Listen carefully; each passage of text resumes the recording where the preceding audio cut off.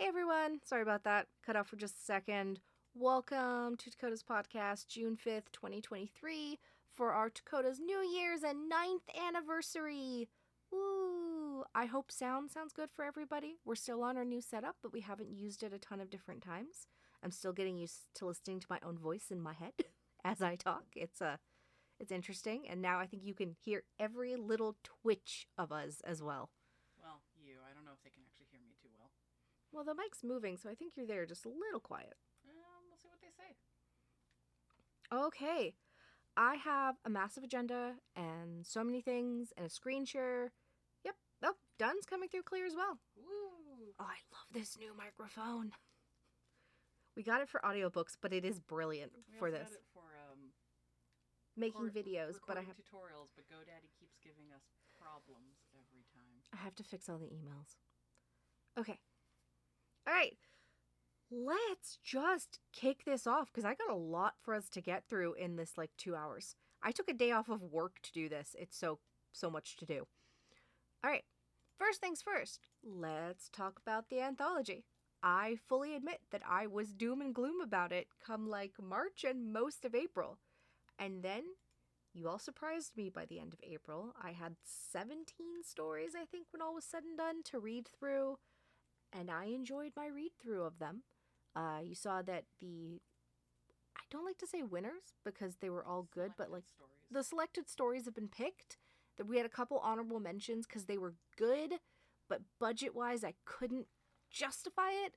So, the top 3 that barely didn't make it didn't go, and then, but everything was great. I enjoyed reading it all. And we have 6 picked, plus the story that Dunn and I are writing. Every faction should be in there. Okay, Dunn's going to tell me that I'm saying her name wrong, and all of you are going to tell me I'm saying her name wrong. But I'm just going to say it as I say it, and just assume it's one of those Jillisms that exist. There was a lot of stories about Metzley, guys. Every single LK story was about her. And I think we had more LK stories than anything else. So in the end, I had to read through a lot of Metzley stories with conflicting lore, which did lead to why multiple stories didn't get picked for it. We just picked the one, and then I think she's also in the Pack Leader story. And I think she's also in another story too. I think she shows up in at least one more. No, the Chaos Story's got an OG lore keeper, Gala, who's pretty cool. Okay. She shows up... Metzley is in another one, and I'm just blanking right now, because... She was in a lot of them, so I'm like, was she in Secrets of Makarok? She might have been, but... I don't think she was. She was in a lot of them, okay? She was in a lot. Woody made the second most appearances in stories. So your favorites are noted. Your favorites are noted. You'd also have included her. Yeah, everybody did. We made the hard decision of not including her in our story just to have a little diversity. She would have fit well. She would have fit well. We were originally like, well, we can put her here, and then we were like, ooh, maybe we'll do someone else. There is a Raquel Metzley story in there, guys. We did pick one. We heard you. We understood what was wanted based on the criteria that was given to us. So, we have a pretty cool story about, I believe it's when Metzley made the decision to start LK. And we have a cute little story about Raquel and Metzley off on a whirlwind adventure. We have some sad stories, which I think is one of my favorites, about one of our NPCs tying it all up into the WT. We have a great story about, Woody and Amai off on a little adventure on their own. A boy and his dog. Oh, yeah. Definitely a boy and his dog. Or a mom and her idiot. However you want to look at it. Let me see. We have a cute one that came in about PB. So we have a couple of PB off on an adventure to track down a new main. That I enjoy that one.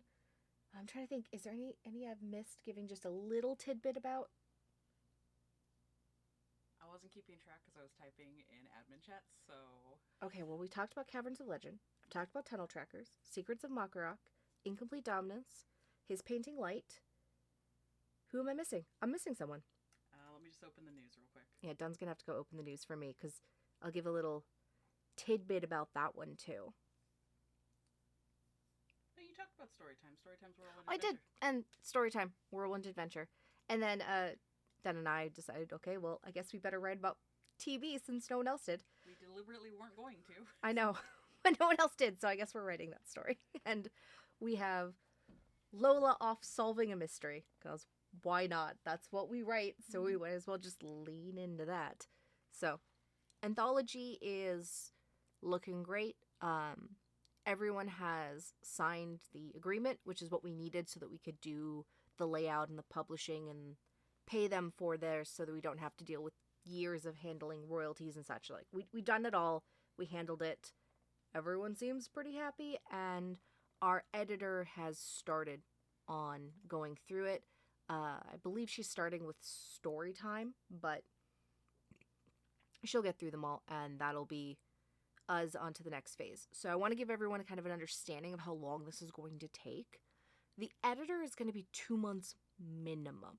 Yes, these aren't long stories, but she does have 7 of them to do.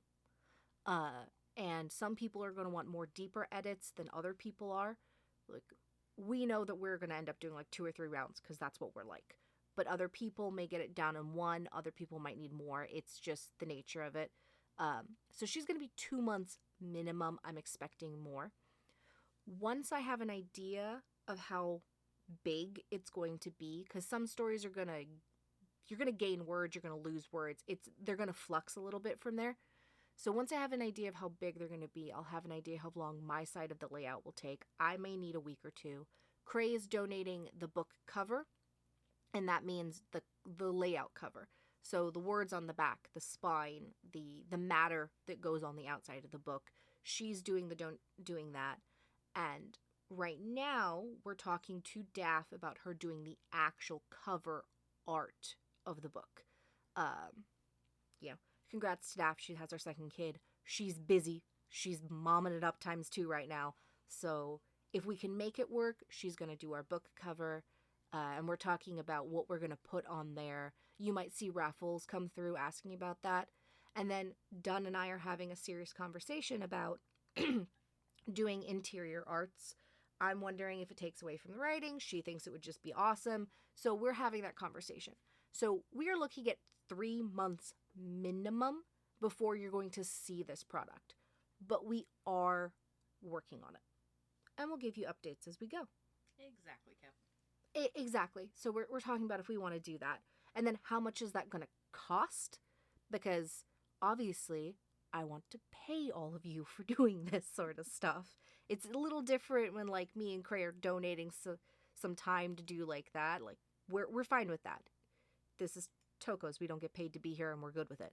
But when we're asking you to do art that's going to show up in this, we need to make sure that we can credit and we can pay. So that's where that stands. Anthology is running.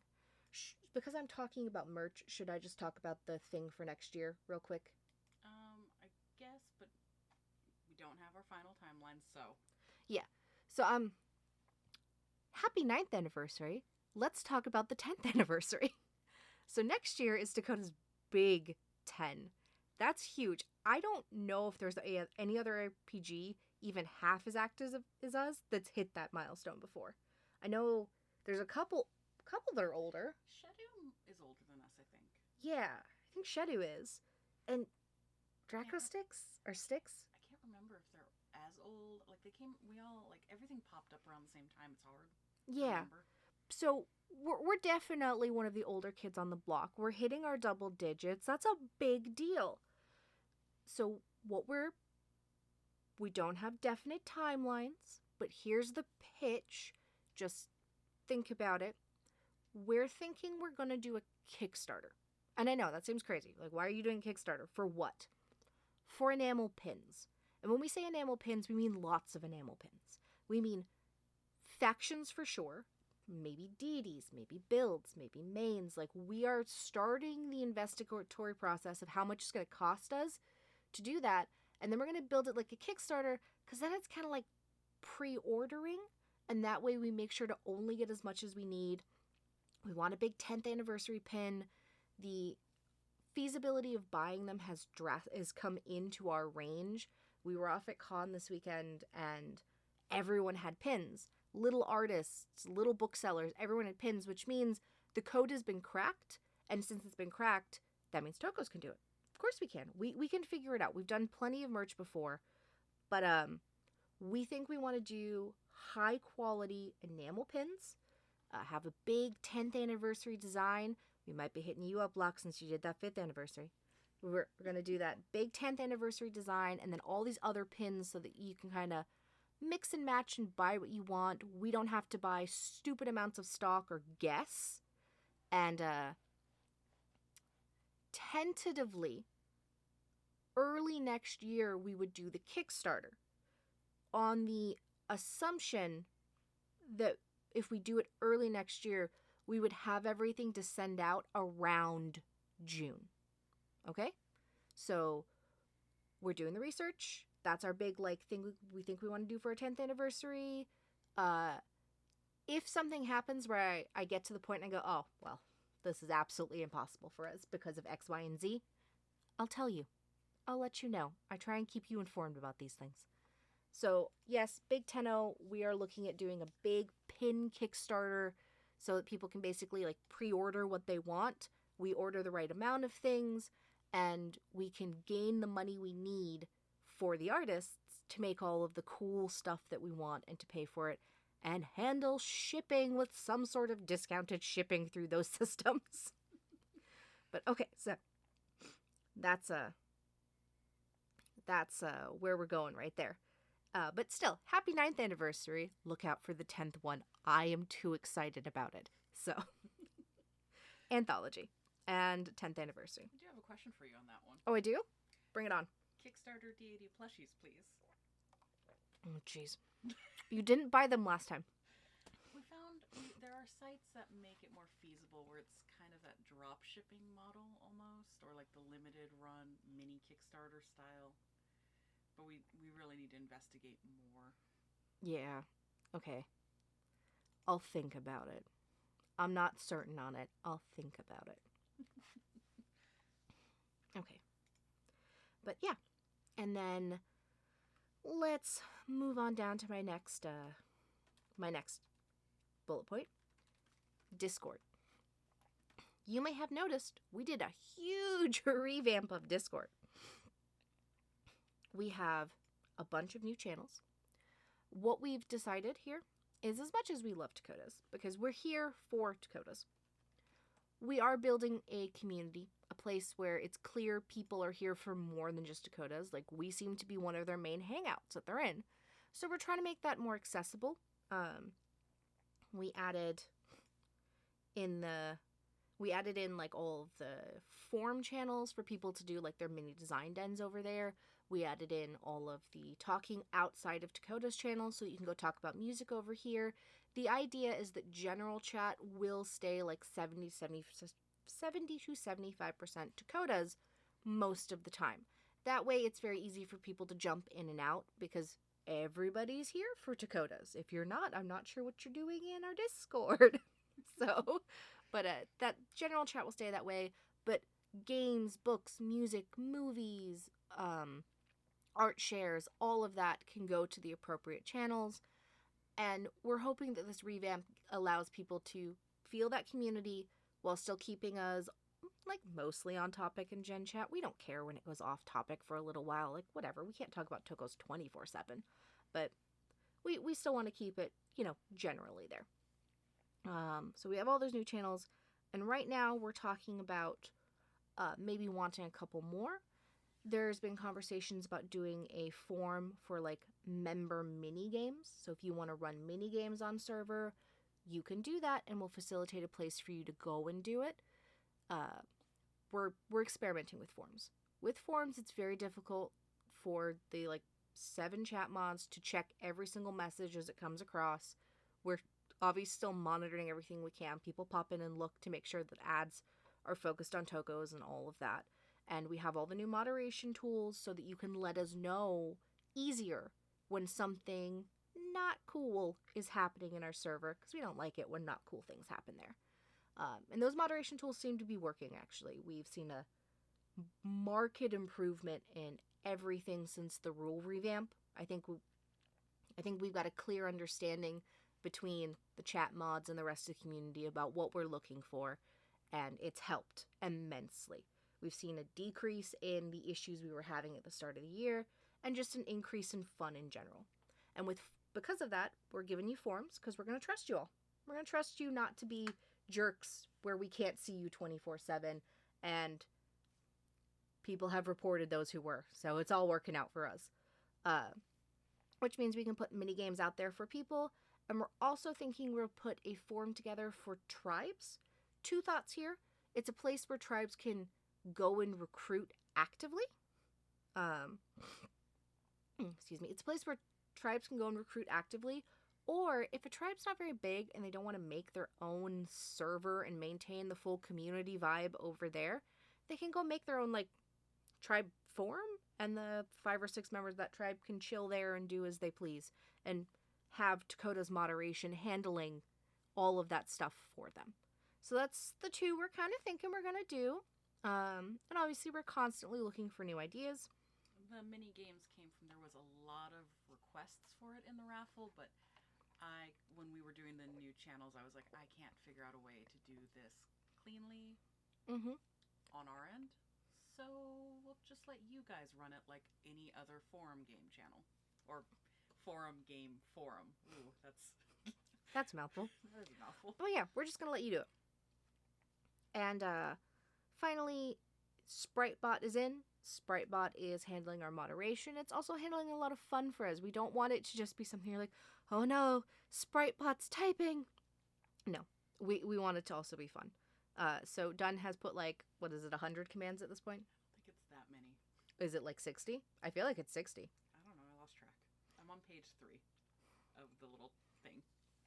Yeah, we paid for the premium version of this so that Dunn can add as many commands as humanly possible, and possibly inhumanly possible, to IPAC Sprite, and then, go and have fun.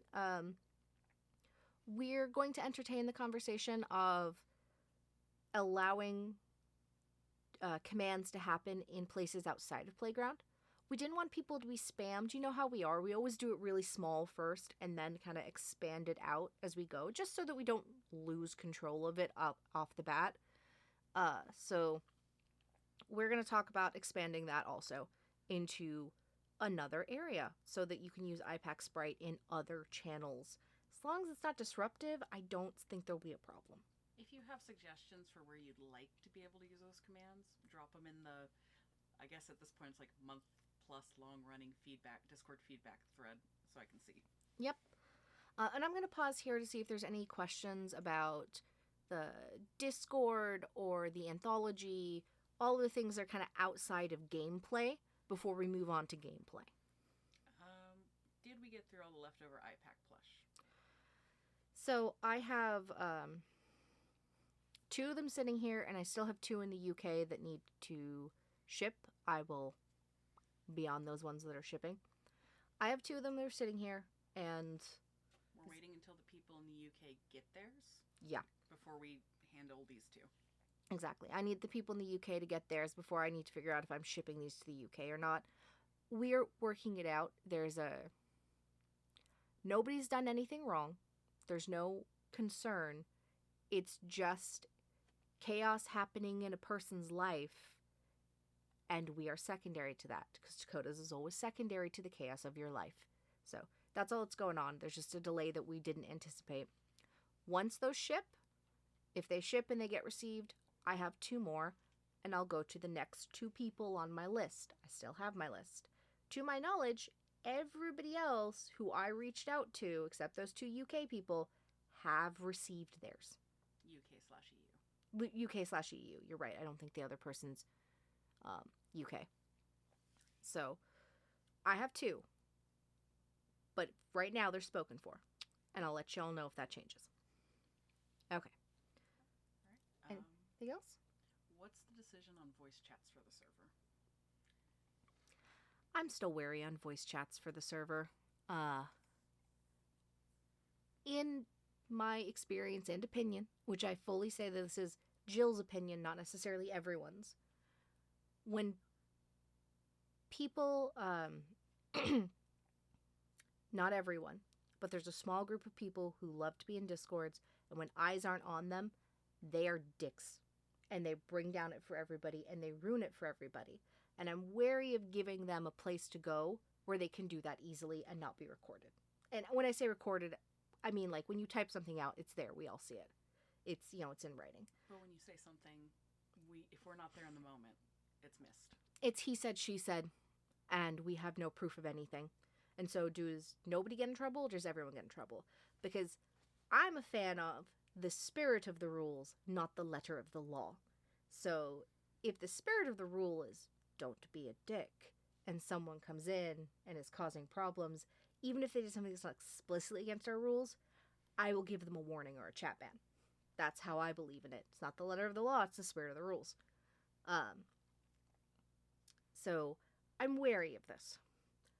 I'll entertain arguments. Argument's a bad word. I'll entertain a debate about why we should try it, though. If we can get some more chat moderation presence and the chat moderators wish to open it while they're there, I'm open to that, but that does put a lot of onus on our very few chat mods. Exactly.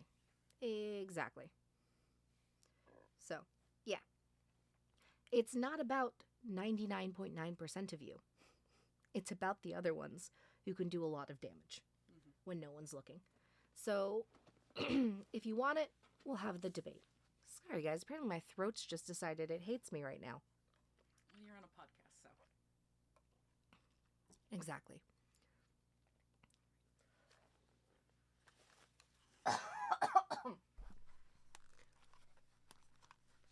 Sorry. Wanted to cough away from the microphone. Didn't. Coughed in my direction. I coughed in your general direction, it's true. But I didn't want to cough in their ears. Yeah, no, that's fair. That would have been total spike. Okay. Anything else? Nope. That's us caught up on questions. Okay. Healing retrospective. Ooh. Yeah. First off, an apology.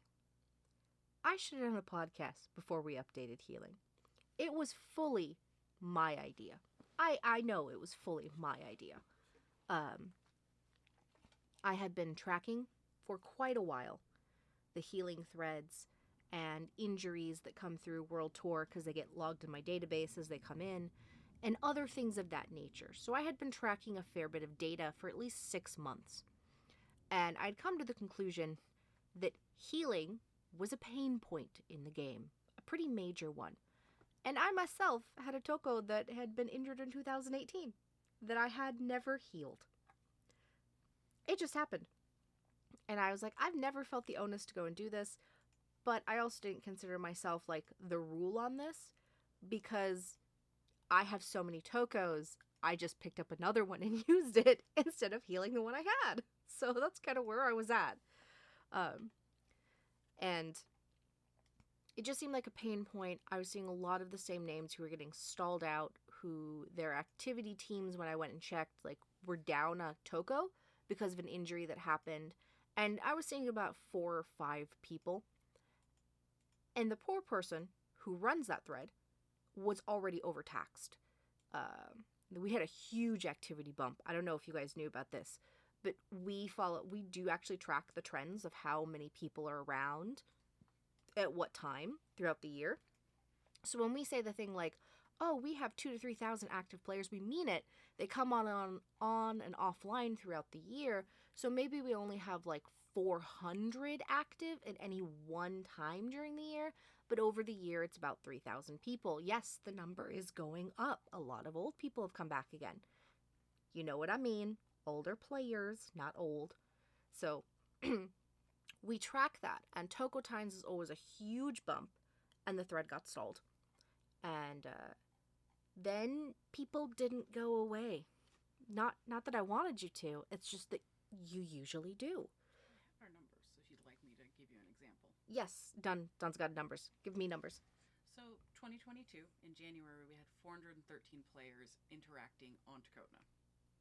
In February of 2022, we jumped to 521, and then in March, we dropped to 359.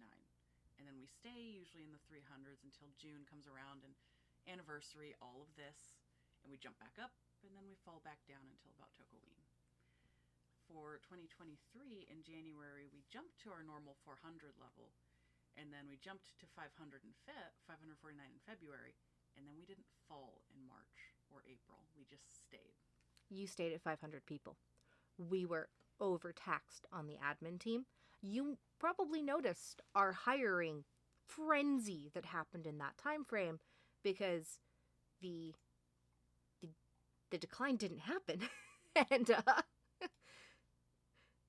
yeah, the decline just didn't happen, and things like DC are very hard to train for, but people came back. Tokos are easily accessible, so older players came back, could easily get Tokos, started designing them, and that's just intense.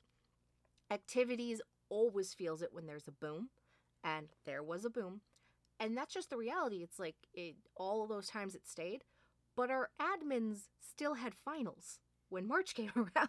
So they still had to go and handle finals and papers that they had to write or anything going on like that. Whereas our working admins, we usually feel their loss more around February, March when they're doing like year-end review time. So the joys of being on the workforce.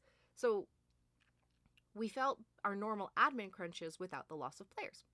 So healing really highlighted itself as a pain point at that point. So I reached out to the admin that runs that and said, hey, can I automate this? And they were like, please, just anything so that people are not waiting 30 days. They hated it. So I took it. Changes had to be made. I underestimated how y'all would feel about those changes because in my head, this is just bonus for everybody. Everybody's going to get faster healing. Everyone's going to get it on the site. It's going to be more streamlined to use your items. I can make it a point to having more than one medic now because that's what we're working on, those Toko limits. Like it's an excuse to put limits on Tokos specifically for UTs so that in the future there's not like, oh, well, you only need one boon, right? There's a point to having multiple medics. There's a point to having multiple this, multiple that. And I think one of the biggest pain points is everyone's like, but now no one else can use my medic. Yeah, that was definitely a trade-off of the system. And I underestimated how much you all would care about that aspect of the system. Because I also had a medic that tons of people used, and I wasn't too concerned about it because of all the benefit I would be getting. And now I have an excuse to get a second one, and I love UTs. So, yeah, that's what happened there. So that's my quick history and my definite apology, because I clearly should have had the podcast up front. I think we would have all talked it out a little nicer. I think we would have talked about that medic and come to much closer to the current solution in the first run rather than a week after it went out, if that makes sense, which I hope it makes sense. Right now, we are in this beta where I am gathering the same data that I was previously gathering based on the current system. I'm not making any changes this month, but at the end of this month, I will look at everything. I will open a second feedback thread to distinguish it from the first one. So at the end of June, you will see a second feedback thread for healing. Now that we've all used it for 2 months, where I would always want your opinions, the good or the bad. Just don't be a dick to me. I want to have a conversation with you. I don't want to be screamed at. Y'all know I'm a little sensitive about it. So we'll have that secondary feedback thread, and then we'll make any changes that we need to make from there. Dun's trying to convince me on some changes for the common traits, which I'm not sure on yet. We'll see how that goes. And there's a couple admins out there who are trying to convince me on doing some specific things so you only get certain injuries out of certain areas to make it easier to pinpoint your common traits. So those conversations are still happening. You'll get your chance to join us in that conversation at the end of June. I'll tell you at that point, here's the changes I think we're going to make.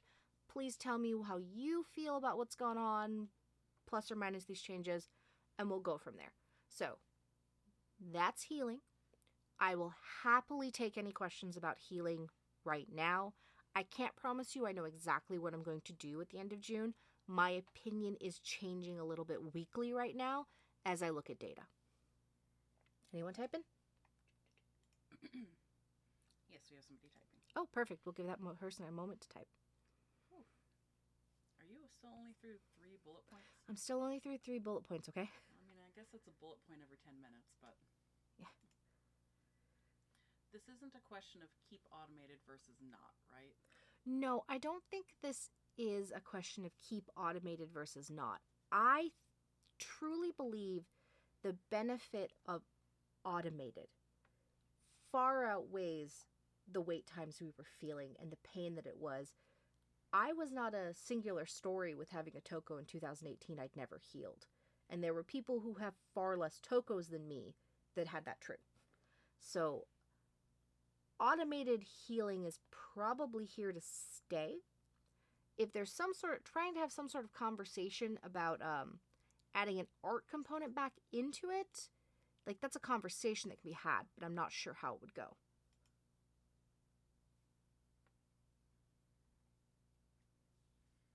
Yeah, I don't think that's the conversation, but I do know people are like, but I had this medic I was doing all of this with. There might be a compromise to be made there, but it wouldn't be healing. It would be healing related in another area. Healing related in another area. Exactly. Yeah, exactly that, Locke. That's correct, Locke.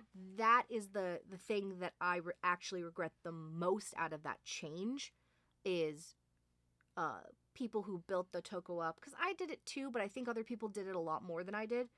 To make that Toko that's going to be drawn, and then suddenly there's no point in drawing it. That's the only thing, if I could figure out how to fix, I would fix. And I'm back and forth on how we do that, which is why it may not be healing, but it'll be healing adjacent somewhere else. We have like 3 different proposals floating around, but nothing's really stuck. Exactly. So that is the thing I would like to fix the most. Any other questions? Nope, nobody's typing. Okay. Cool. Onward to the next one. Right. So, in recap, it's in beta. I am sorry for not bringing it up first. I will try not to do that for big changes. I thought it was a little change. It was a big one. And I'll be a lot more cognizant of it in the future so that we don't have crazy. Also, it was the time of year that we are usually the most busy, so. It was. Like, it personally.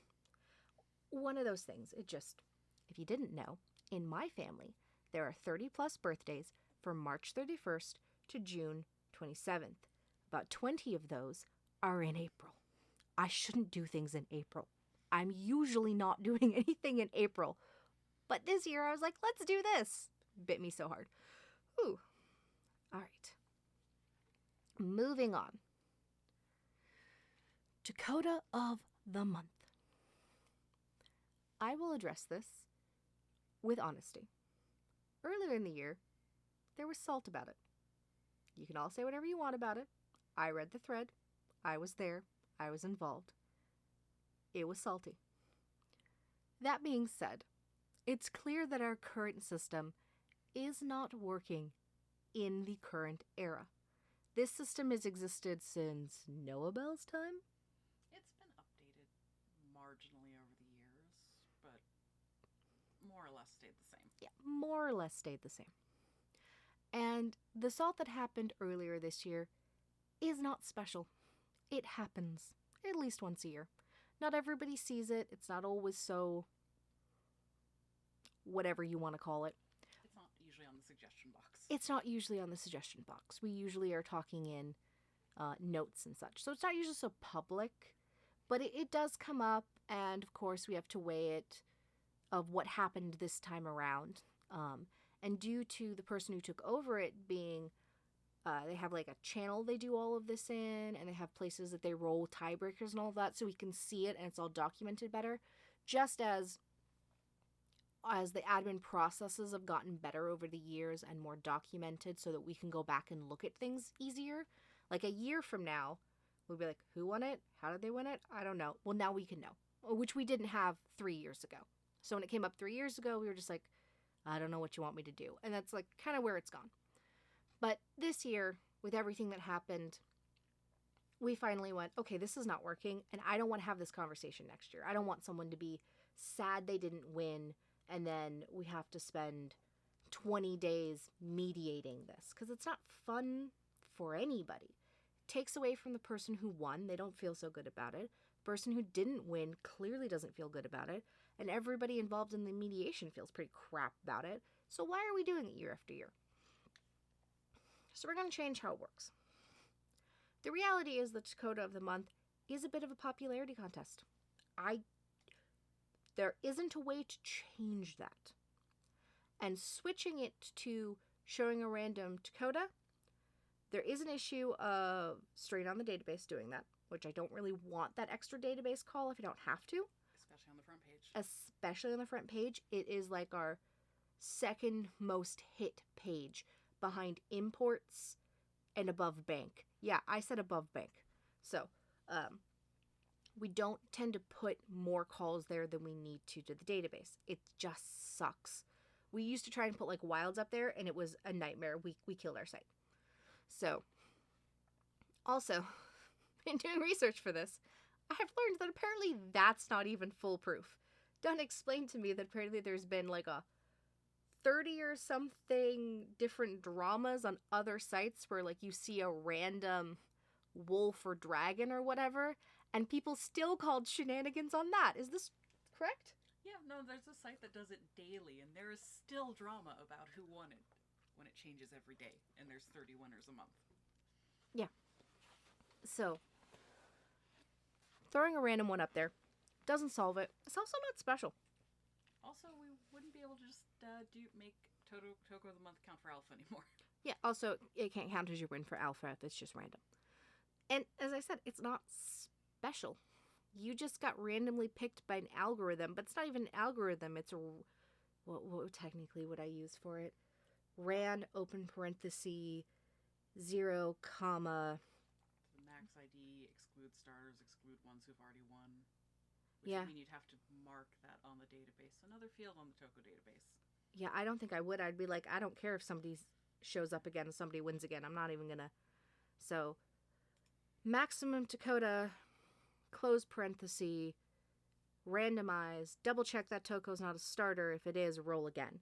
Yeah, no, like, that's not special. That was also, like, fake code. But, like, that's not special. You didn't win anything at that point. So, what we're going to do is we're going to put I think we're going to do it in the form of a Google form. Yep. We're going to put a Google form up that asks similar questions to what we do right now. It will require an email, and you'll be able to submit Tokotas. Tokotas are not going to be that month only. They're going to stay in there. We're talking between 3 to 6 months. I think 6 months is where it's going to be. Mm-hmm. But basically, your entries are going to be in, so you can build entries over time. And that way, like 3 people attacking the thread at the last day doesn't necessarily make them the winner. Because we're going to be looking at 6 months of data at a time every time the winner is picked. So if somebody loses in April, well, their data's still there in May, and it's still already built up. Almost think of it based on like practice rounds of CEs. Your previous history doesn't go away for X amount of time. And that way, if there's a Toko who's been getting entries every month for the last 3 months, it's very likely that they may win over a Toko that got like 5 entries dumped that month. So we're just doing a bigger data set, and we're doing it in the Google form. So, and we're doing it with email, so you can only submit so many a month, and we'll be aware of who submitted what. It can't be fully anonymous, because that also invites cheating. So this is what we're going to try with Tokota of the month, and we'll get that form set up. And we decided this back in like March. February? February? Yeah, no, we were at conference. We decided it back in February But we also decided we would announce it at anniversary and we would switch it out at that point during the year for anniversary. And then we run it for 6 months. And then we'll run it for 6 months and see how it goes. And if it's terrible, we'll come up with a new idea for January open. That's basically what we're doing right now. Any entries that are in for March and earlier this year, they're not getting added. We're not retro adding them. It starts clean slated at open. Okay? We'll have the form and everything. Obviously, we've not called open, so there's still things being updated. I think Admin Biz is going wild trying to write the news right now. Mm-hmm. All right. So I will take questions about this. I have a question, but I also have an answer, probably. Not really a question to do with changing how to fix Toko of the Month. Is there a possibility of adding a way to look at past winners on Tokota through the import page, similar in the way of looking at Tokos with a specific genes?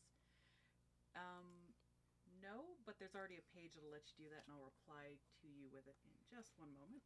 Yeah, we have a Tokopedia page that is, well, I guess it's not really Tokopedia. We have a page that automatically updates with winners based on that badge being put on their profile. So if you click on a year, it'll show you the year's winners. Exactly. And I think the month is on there too. Yep. And there's a question here. So for a new person, we usually do questions in Discord. I will answer it because I can see it. But for the next one you have, take it over to our Discord. All right, that sounds great. Okay, so about Toko of the Month. That sounds great. Would it be a lot of work for the admins or is it manageable? If we do it in this Google form, it'll be very manageable for us because the same amount of people will still just look at it.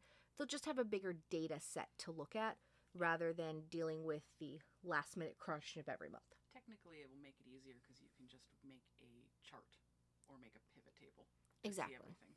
The data gets moved into a spreadsheet, and then we can do all of that fun Google Sheets work on it, like pivots and charts, to get a better idea, rather than just counting comments from there.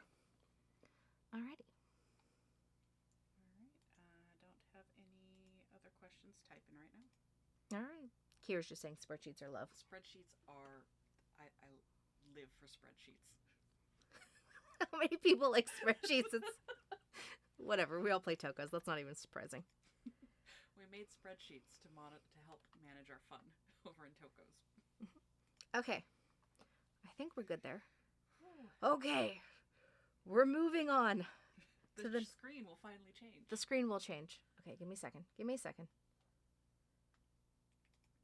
Oh, that was a done level pun. Ouch. That was excellent.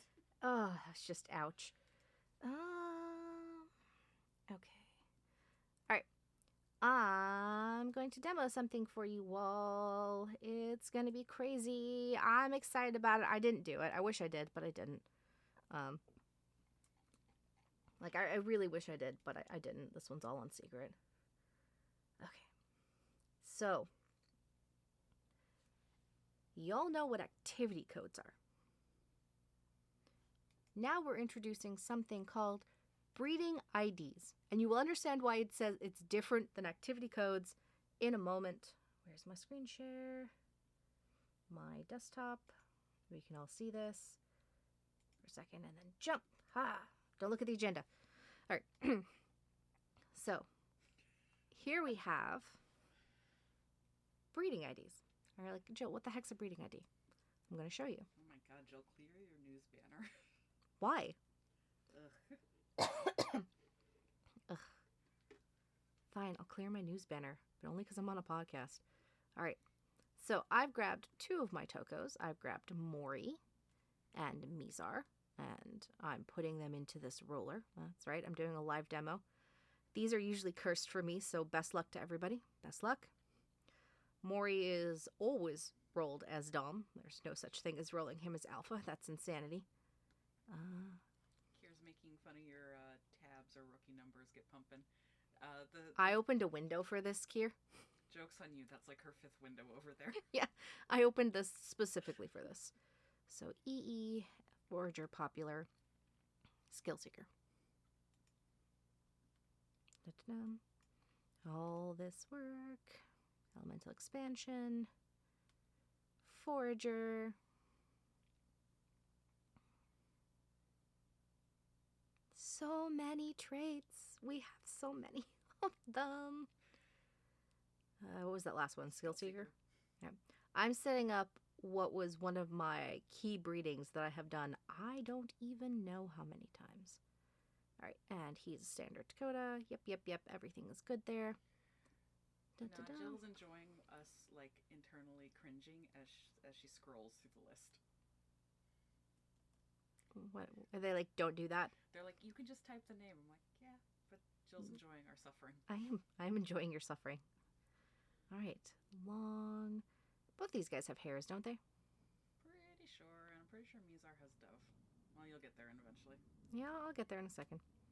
Let me see. My lovely Mizar. She's my overachiever, unique heritage. We're just gonna stick with the UTs for everybody's sanity, because there's, Also, that's all you ever do with those two. Well, sometimes I put IFO on there. All right, there you go. See? Are you happy? All right, so got them in there. Hit the hair on both of them. Let me see. TB. Definitely got lovebirds going on. You using sups? Oh, yeah, I guess I'll use subs. I don't usually do stylus tokens on these guys, or gender potions, or pebbles. Sometimes I throw an Iwa at them. You never know. Tribe bonus. And lavender if I've got it. Alright, is that everything, or do I usually put other things on here? No, that sounds about right. Okay, so I've set this breeding up. And it created this thing called a breeding ID. This long, I might need a notepad to show just how ridiculously long it is. Yeah, I know that's a weird notepad to have up. Like, why does that matter? But don't worry about it. It creates this very long breeding ID.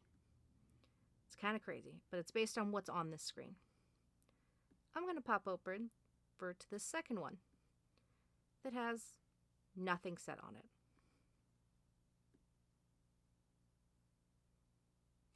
Oh, come on. I hard refreshed. Hard refresh again. I did hard refresh. You are cursed with I demos. swear I hard refreshed the page. Because I did it the cheat way.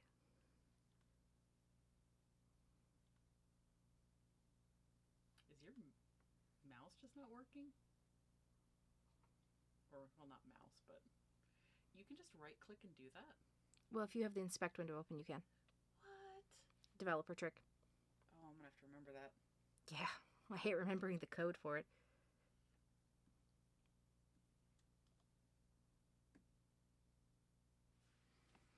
Secret's gonna kill me.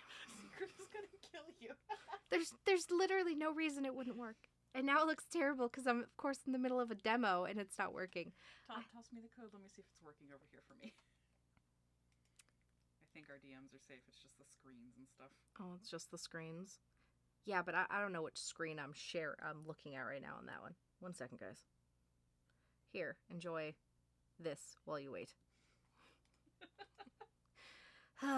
She's gonna look at this and she's gonna be so angry with me. She's gonna be like, how did you screw that up? And I'll be like, I don't know how I screwed it up. They were functioning. I was gonna be so cool. I was gonna love it. Okay, give me a second. Discord's being slow because I was sharing my screen. Oh, Secret's in admin biz. Hi, Secret, if you're listening to us, I'm so sorry. she enacted. Oh dear. Oh dear. There you go. Although I don't know if I can really paste breeding codes to you.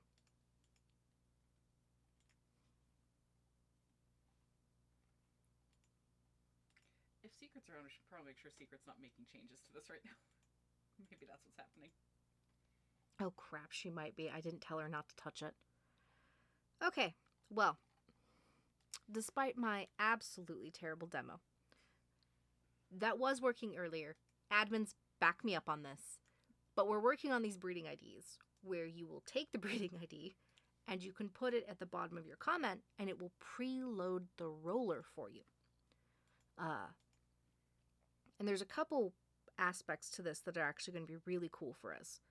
The first of which is you'll be able to do that. You'll be able to get that breeding ID. You'll be able to share it with a friend so they can load the exact same thing that you just had. You'll be able to put in your breeding comments, which will allow admins to quickly load the roller. And it also means that when admins roll, they can put the breeding ID in your pup litter so you can do double checks if you want. You can do double checks of the breeding to make sure that everything was incorporated in it. It's like an activity code, but it goes both directions. It's bigger and weirder and crazier than an activity code to ensure there's no tampering in either direction. If an admin forgot something, an admin forgot something. And you'll be able to be like, hey, you forgot my Ewa. Hey, you forgot my lavender. It's not so you can be mean, it's so that you can inform us and we can fix things. Because it's also hard to know sometimes, did that work? But it also ensures that, again, 99.9% of you I trust. There's the people who would do silly things like taking a couple genos out of their geno or adding an extra one in the codes if we did them like activity codes. And that stuff's really hard to spot, you know, because it's just a minor change, but it could have a big effect on the pups. If somebody adds lilac into a breeding that doesn't have lilac and we're just copy pasting codes, it can be really tricky to catch that they've added just a little gene to something or they've added a trait. So we couldn't do it like activity codes. We needed it to be another step diversed into more of a computer language to make it safer for everybody so that it's harder for anybody to slip in something that's not to be there, and it's harder for any admin to be like, oh, I totally did that when they didn't. Because it happens. Sometimes it just happens. We've been playing this game forever. We're not perfect. Human error. Human error is just part of the game. But that's breeding IDs. They're totally going to be functional at open. Don't take my word for it. Look at Flicka in chat. Take her word for it. It's more reliable in this sense right now because she's the one who tested it. I'm talking to Secret on the coding channel right now. Okay, you guys She's not working on it. But she's in the office, so she can't fix it. Okay. It'll be resolved for open. But here's what we're going to do. For this month, we're going to trial allowing people to put them on the bottom of their breeding if you want to speed up your breedings and ensure that it's got everything marked that you wanted it to have marked. So you'll be able to put those posts at the bottom. We've done a couple spam tests. DA doesn't seem to track it as spam for any reason. It looks like it's going great. And admins are going to start putting them in the bottom of their breedings that are coming back to you. So that's what we're starting here. I believe we're going to implement them as a needed thing in July. We're still kind of talking that out right now. And additionally, we're making Tokota forms for breeding mandatory. That change is coming this month. As always, there is a grace period. If you've already made your breeding forms and you don't use the Tokota forms, June is your grace period. Start using them in July. But starting now, the Tokota forms for breeding, they've been stable, they've been functional. Breeding would like them to be mandatory. It helps speed them up because everything will always be in the same spot. They'll be able to read them faster. And if they're really missing something that makes your life annoying when you're trying to put them in, send us a note. We'll take a look at if we can do it. We have most of the features in there. Yeah. I thought activity codes were mandatory here. I really did. Right this moment, I thought they were. But it'll allow us to speed up rolling, and it will allow better double checks for everybody in a system that's purely random, and forgetting something can have like a lasting effect on the breeding in general. We've seen it. Somebody accidentally hits Forager instead of Fisher. A random forager is born that's not part of the lineage. It gets sold, and then we have to go back to the process of removing it. Like, it happens. This will help us not do that. So I'm excited about them, despite my lackluster demo. I told Secret we'll debug it properly after. Yeah. Questions? I'm sure there is. Can you give some deets on how the breeding ID is created for the nerds of which I am definitely not one? Oh, okay. That's actually much more a secret question. It is a lot more a secret question. It's intense. There is a process in which it scrapes every field off of the screen and basically concats it into, the nerds along us know what a concat is. So it concats it into one massive thing, and it salts and hashes it. And then the system knows how to unsalt and hash it. That's what I can tell you. I can't tell you much more than that, because the point is that you shouldn't be able to read them. The system which creates and accepts them reads them. But yeah, basically it takes all of the screen and all of the entries into every field, concats it into a massive string, salts and hashes it to make it unhuman readable, unhuman crackable, and then it will accept it back into the same field that created it. Yeah. All right. And they should speed up breeding and hopefully drop our error rate. They won't drop our error rate up front because everyone will have to get used to them. Mistakes will be made. But it'll also dramatically increase our peace of mind. It will, yes. In 3 months, it'll drop our error rates. Right off the bat, it will dramatically increase our peace of mind. We've all had that feeling, admin and player, when somebody rolls. Did they put subs on that? Did they do this? Did they do that? Did I just get 5 2-pup litters? How did I get 5 2-pup litters? Well, now you can check. Okay? RNG just be like that. Mm-hmm. So, you'll give them Tokota forms. They'll give you the ability to double check. Ta-da! All right, next question. Mm-hmm. It'll still be cross-checked to the form filled out like activity Oh, codes, yeah. Yeah, 100%. Yeah. I forget stuff in my tests all the time. And, yeah, I think breeding said that just like in activities, form trumps code. Whatever is in the form written out overrides what's in the code. Exactly. And I believe as part of their process, definitely right now, they're also going to go and retrieve the genos fresh every time, even though they're in the code. They're just going to go ahead and take that precaution against, like, copy-paste errors. We've all done that. Would it be possible for the long code not to be included on user request? I ask as someone who basically never breeds and likes the shorter comments.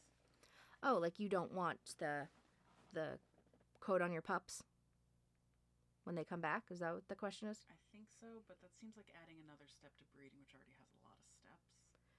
Well, if they put it on the form as a yes/no, and they have it as no, I don't want it, then they only copy the top half of the form. Or we do a checkbox to not generate the ID. I mean, we can do a checkbox to not generate the ID if that's what they want. We can have a conversation about that to see if we can find a way to accommodate without being a pain in the butt, because breeding has, like, the second, or I think it's the second, maybe the first most steps that they have to follow to do every single part of their job. Mm-hmm. Slowly we're getting it streamlined. That's what these breeding codes are for, or breeding IDs. They are to help streamline breeding. Don't worry, DC. Someday we'll figure it out for you in a non-illegal manner.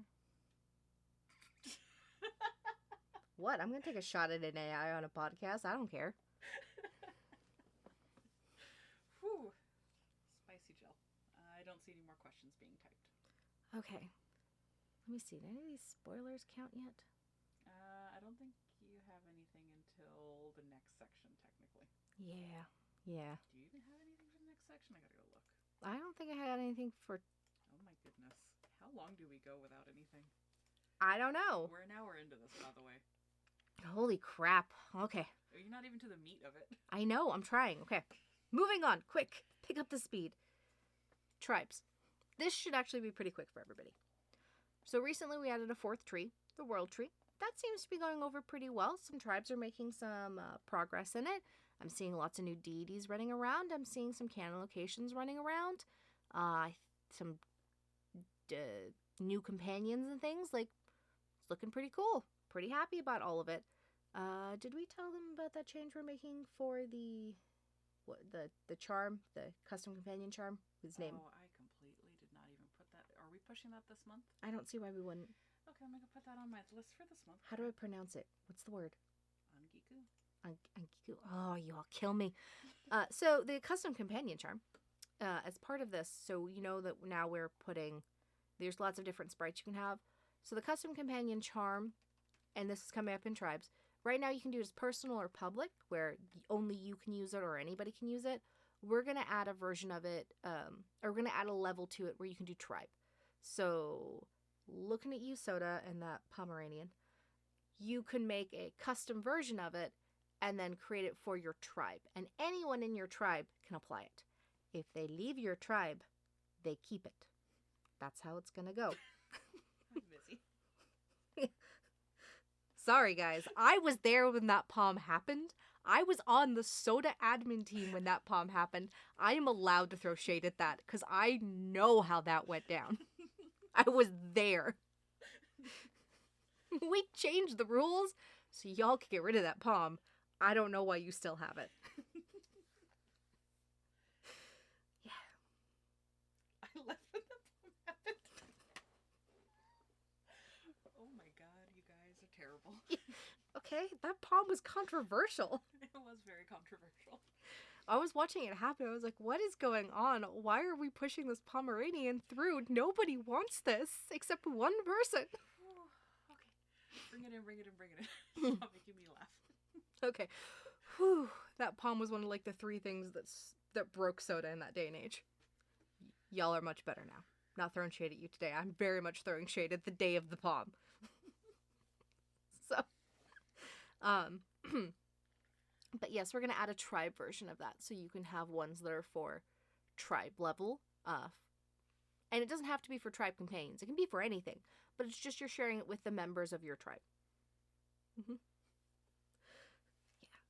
Yeah. Okay. And then this year, I decided that my December project is going to be tribe-owned Tokotas. That's right. I am not changing your breeding this year. I am not dramatically changing your builds or your mains. We are going to take a look at tribe-owned Tokotas and leasing. Let me throw a few clarifications on that. I'm not specifically saying there's something wrong with them, but I'm going to do a deep dive into them. Are they used? Are they useful? Is there a better way to do this? Should we even have leasing?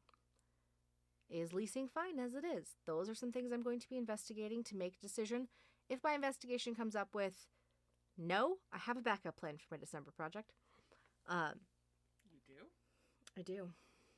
This is the first I've heard of it. I know. You're not going to be thrilled with me. But basically, we're going to take a look at it. And another clarification, leasing will never be returning to main gameplay. When I took over Bank, when did I take over Bank? Like 6 years ago? Maybe? 2018? I don't know, man. Time's a blur. We're still in 2020, right? No, I think you're a little behind. Many years ago, when I took over Bank, one of my key plans in the game was to murder leasing in the face, which I did. Leasing is not good for the economy. It just isn't. It wasn't then. It's not now. We have a very stable economy. Yes, people are not constantly spending hundreds and hundreds of dollars on things. Some things command it now and then, but it's not like $80 for a heart. $80 for a heart is not the price. But if you think about it, in the first 2 years of the game, the price of heart shot up dramatically. And then leasing happened, and they started falling. They went into straight up free fall. Leasing went away, and hearts stabilized between $20 to $30. They're usually closer to 30, but they've kind of stabilized in price. There's consistency and stability in the economy. Leasing doesn't make for that because it's the minimum amount of work to the maximum amount of effort. Yeah, bus, you were one of the problems. So was Kish and Toluta? Oh yeah, the three. I knew their imports by heart as a banker. By heart. I would look at an image and go, oh, that's Toluta. I didn't even need to go look. I knew all of their traits. Yeah. So, oh, Sweet Feet. Yep. I knew Sweet Feet so well. Yes, I believe actually you did. You ceased your leasing ahead of schedule. But, so leasing's never coming back. It's bad for gameplay. It's bad for the economy. We want you all to build your own. And the argument of, but older players just have nicer things. Yes, but in a year, you'll have the same level of Toko. You will.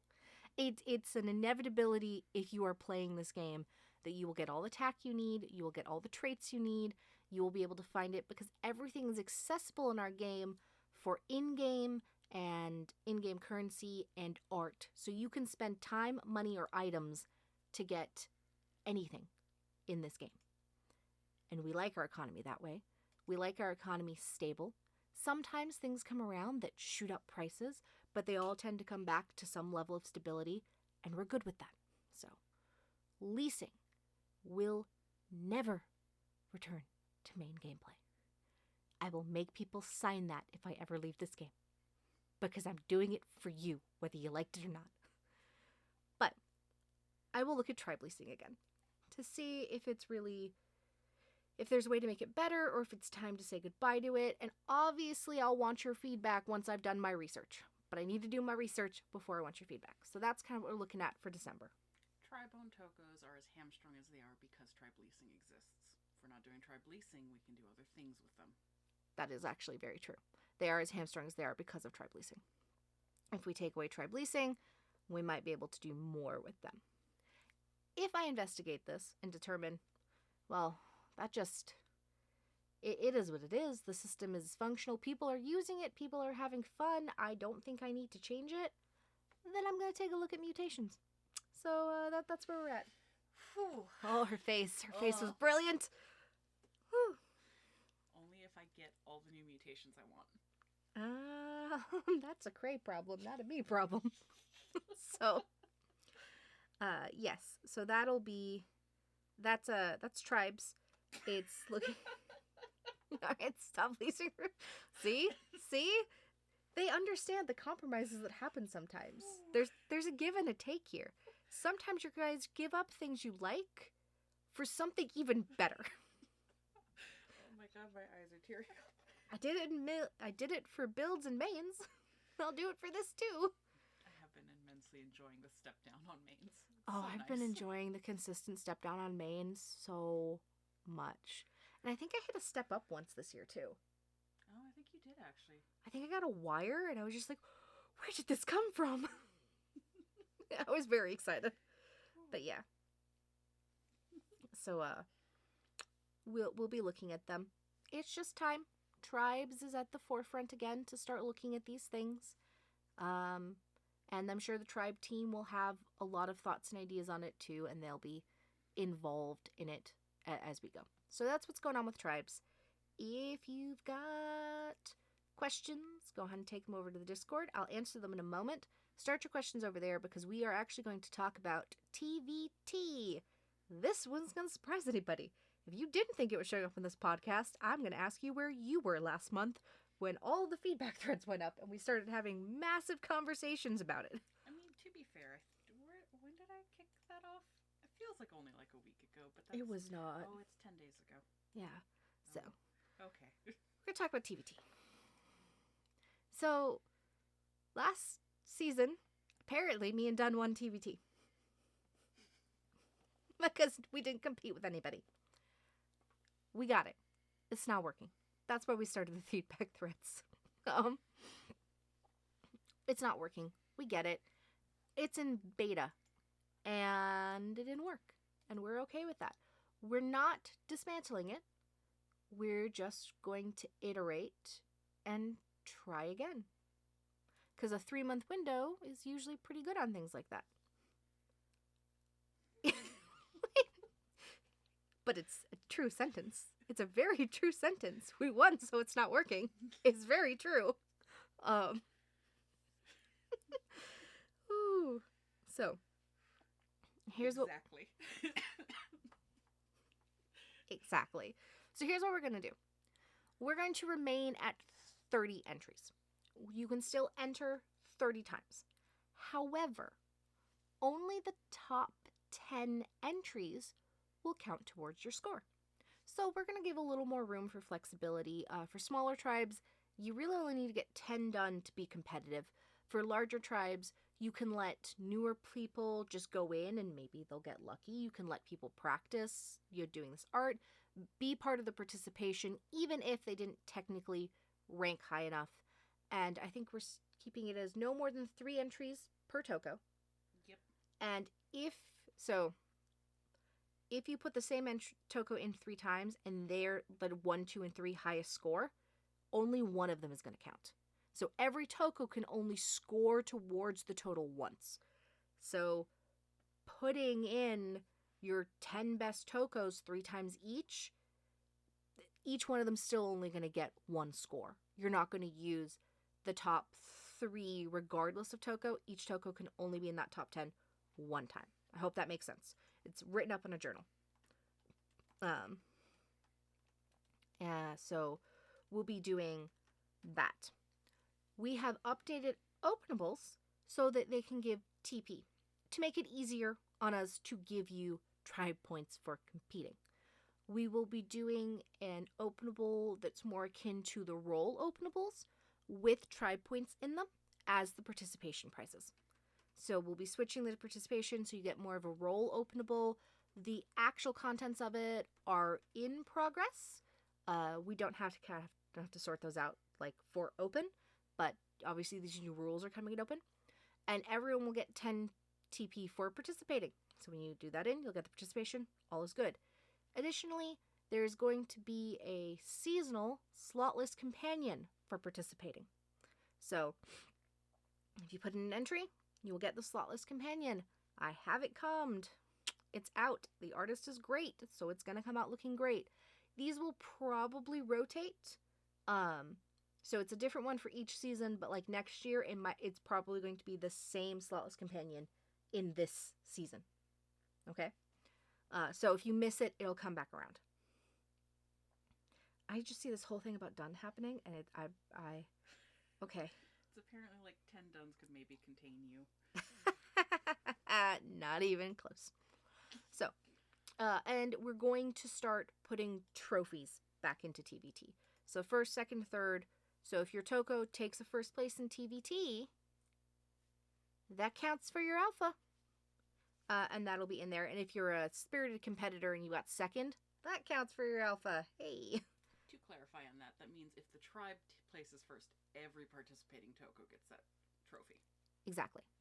So up to 30 trophy Tokos could get their alpha win. I have no issue with this. You shouldn't have an issue with this, so that's a win.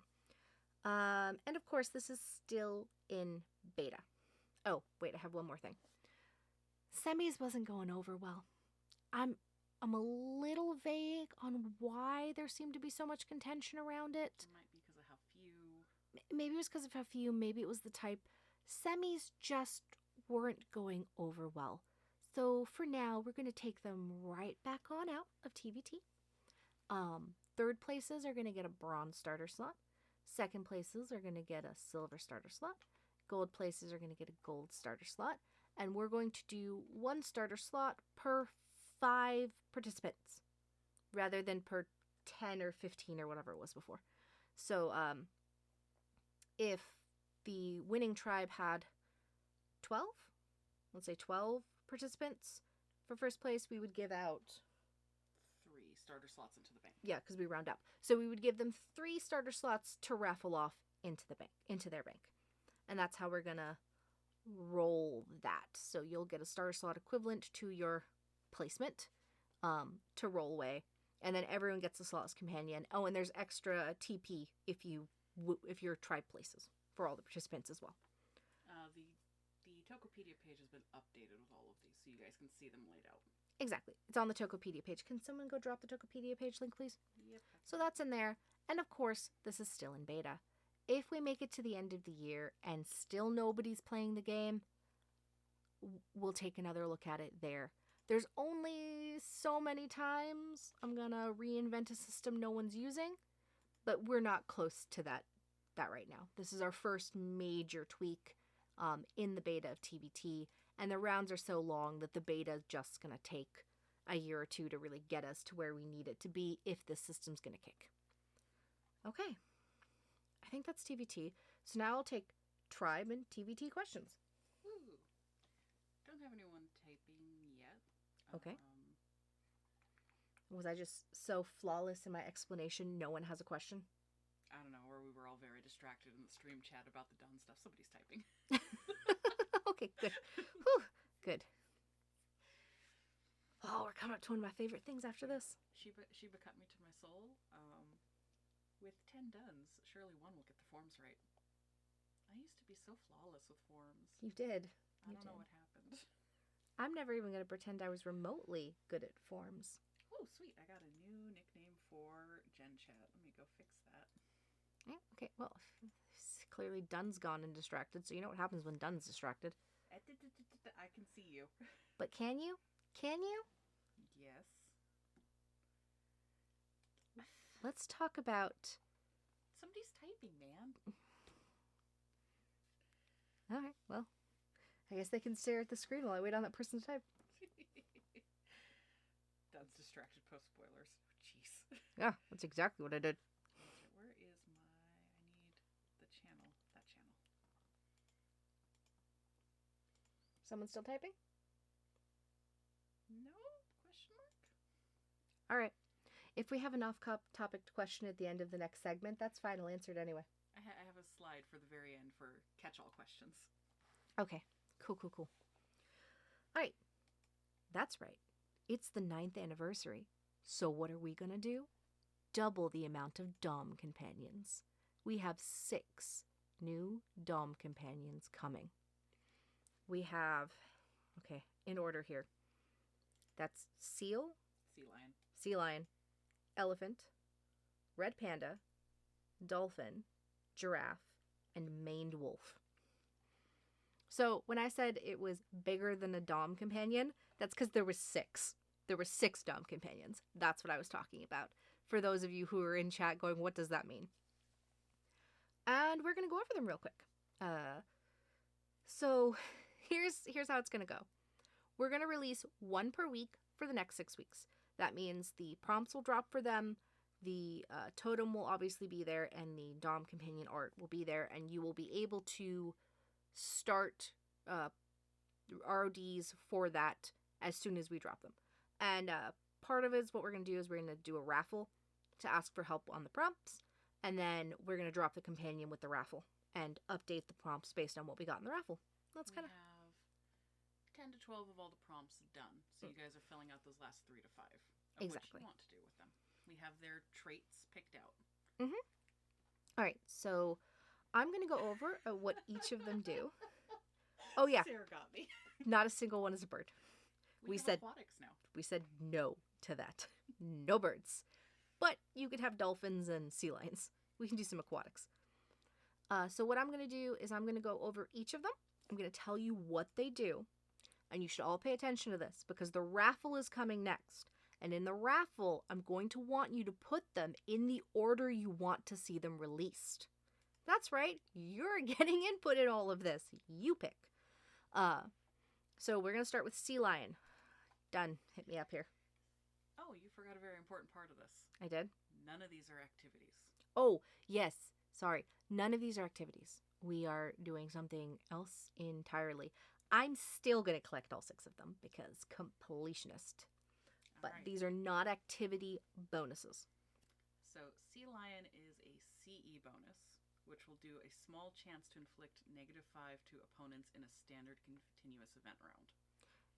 So the Toko itself will have the sea lion on it. It will gain that bonus. If you have the sea lion totem, all of your Tokos will have that bonus. It functions like Palace Cat and Brass Knuckles and Brawl. It's our first negative in CEs, so we're going to see how it goes. Yeah. But it's only standards. Sea lions mean business. AKA they distract you. Yeah. Elephants. Elephants is a PvP totem. It will raise the total allowable amount of bonus points that you can use. Oops. Okay. They can barely hear. Oops. Turn the screen around. I will have to read these. What? Or link it to me. They can't hear you. What do you want? Okay, here, turning the thing. Ah, what did I drop? My phone. Oh, whatever. All right. I'll go over sea lion one more time. Do you want to just take this so you can, like, face the microphone? That'd be lovely. All right. So sea lion. Small chance to inflict -5 to opponents in a standard continuous event round. This is the first negative for CE system. And as always, for the Toko that has the companion, and then for the totem, it's everybody. And this is a CE one. For elephants, it's a PvP totem. Raises the total Yeah, that's a mangled sentence. That is a very mangled sentence. Raises the total allowable amount of bonus points. Okay, raises the total allowable amount of bonus points to 55. So basically it provides a 10% increase from the current system limits. Next we have Red Panda. Red Panda is also PvP.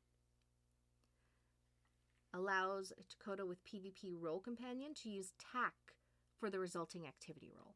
So anyone with a Red Panda, if your Toko has TAC, then you can use the full activity code, all of your bonuses on the roll that you would get for the activity roll companion that's on your PvP Toko. Oh, I should also do the traits on these. Sorry guys, I should have given you the traits, the fun fluff stuff. Backtracking for a bit. For Sea Lion, our traits are cunning and creative. For Elephant, our traits are tradition and community. And for Red Panda, we're doing curiosity and balance. So those are what you want to kind of start thinking about, because that's what the prompts will be based on. Next, we move on to Dolphin. Dolphin is a CE totem. Tokota may complete and place in an activity or standard class continuous event up to 3 times a month. So right now you can only place like once before you're out for the month. Dolphins can go up to 3 times before they're out for the month. But specifically, not practice events. Yeah, not in practice events, in activity and standard classes. That's kind of not the point of practice events. And they have charisma and joyfulness. Then we're going to go on to Giraffe. Giraffe is another CE, and it raises the total allowable points possible to 110 in CEs. So again, this provides 10% increase from the current system limits, and their trait will be leadership and achievement. And finally, we have the maned wolf, which is a PvP totem, and it's a small chance to double prize packs won from PvP entries. So remember, once you hit an alpha with the maned wolf, that's all your Tokos if you have the totem up. And its traits will be discipline and independence. We have most of the prompts for these done. We'll be rolling them out 1 a week for the next 6 weeks. And Dun, can you go ahead and open that raffle for me? So you'll see the raffle hit. You'll help us finish off the prompts that we need. You've probably all seen our wonderful new Soul Pool companion page that's just so much nicer to look at and get through. These will all be getting added onto that with all of their prompts as they come online. And they'll be available from the moment they come online during the week. We'll drop a news post and we'll drop a Discord when they happen. We're not so worried about these coming mid-month because it's not like breeding and DC and all of that, where like a mid-month change to the rules can drastically change what your DC or breeding plans were. You don't have a limit on how much HU you can do a month. So, okay, that's right. 6 new ROD companions. I'm very excited about them.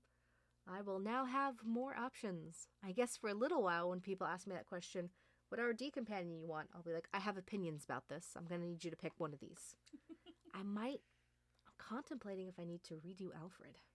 Oh yeah, I'm thinking about redoing Leica for a maned wolf. Yeah, but he was kind of becoming my brawl Toko, so I think I may need to pick somebody else.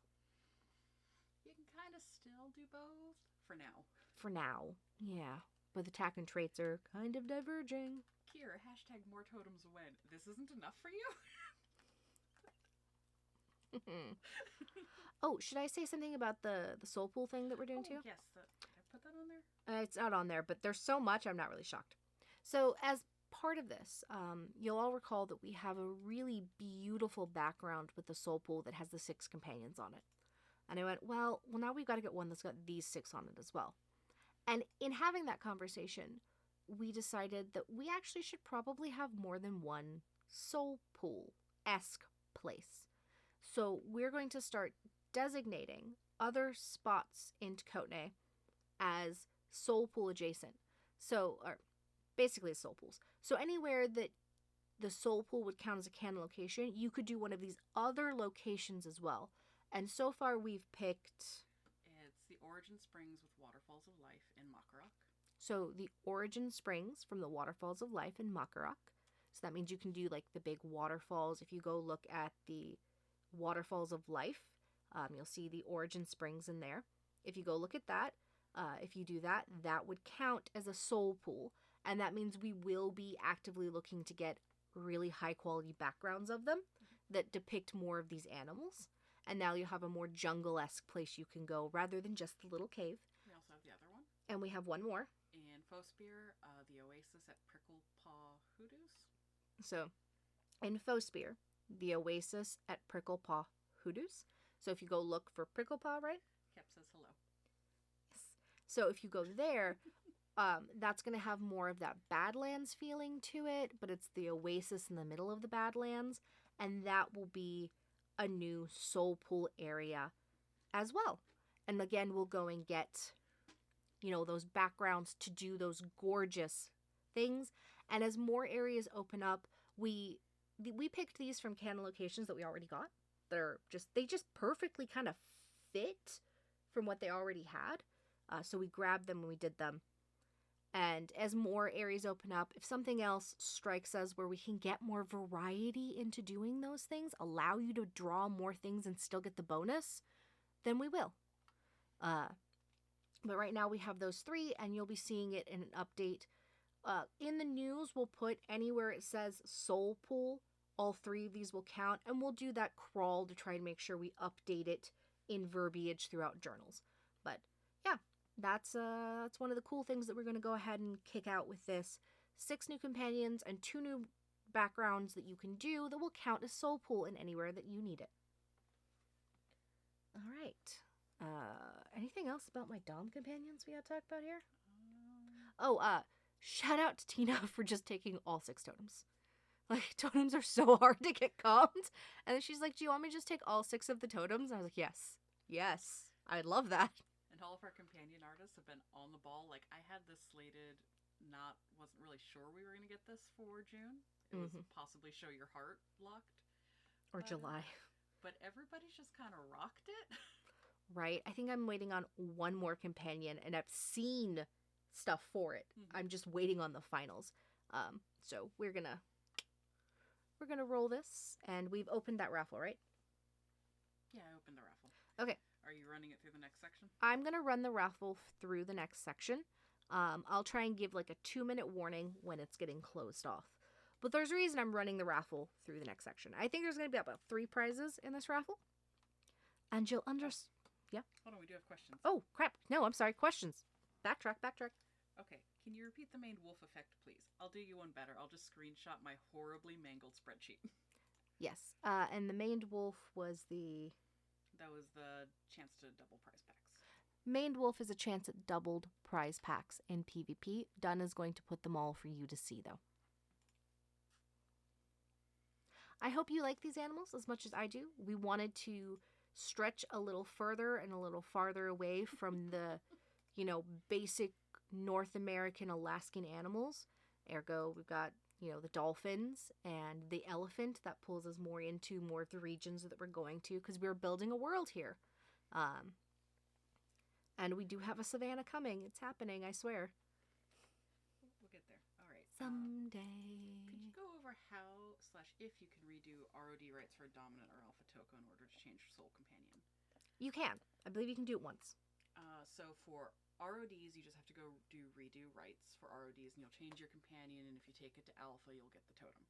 Mm-hmm. For an alpha Toko, you can go redo their soul companion, but you will not get the totem from doing that. Yes. So, if you are Dom right now, and you go and redo your RODs, you will get the new companion. It'll just switch it out on your Toko. Done. When you take that Dom Toko to Alpha, you will get the totem for the new companion. If you are Alpha and you switch your companion, you do not get the totem. That's the only difference there. And I believe you can redo it one time. We don't let you redo it a bunch of times, but if you want to redo it one time, we'll let you do that. Oops. We track the date on the import, so we know. Oh, wait. What else I got?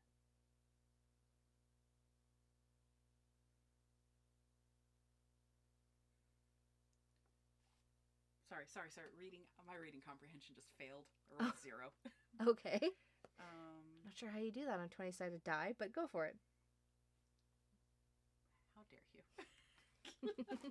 It was a negative. Main wolf and tiger. Cap, just give me a clarification on your question. I'll circle back.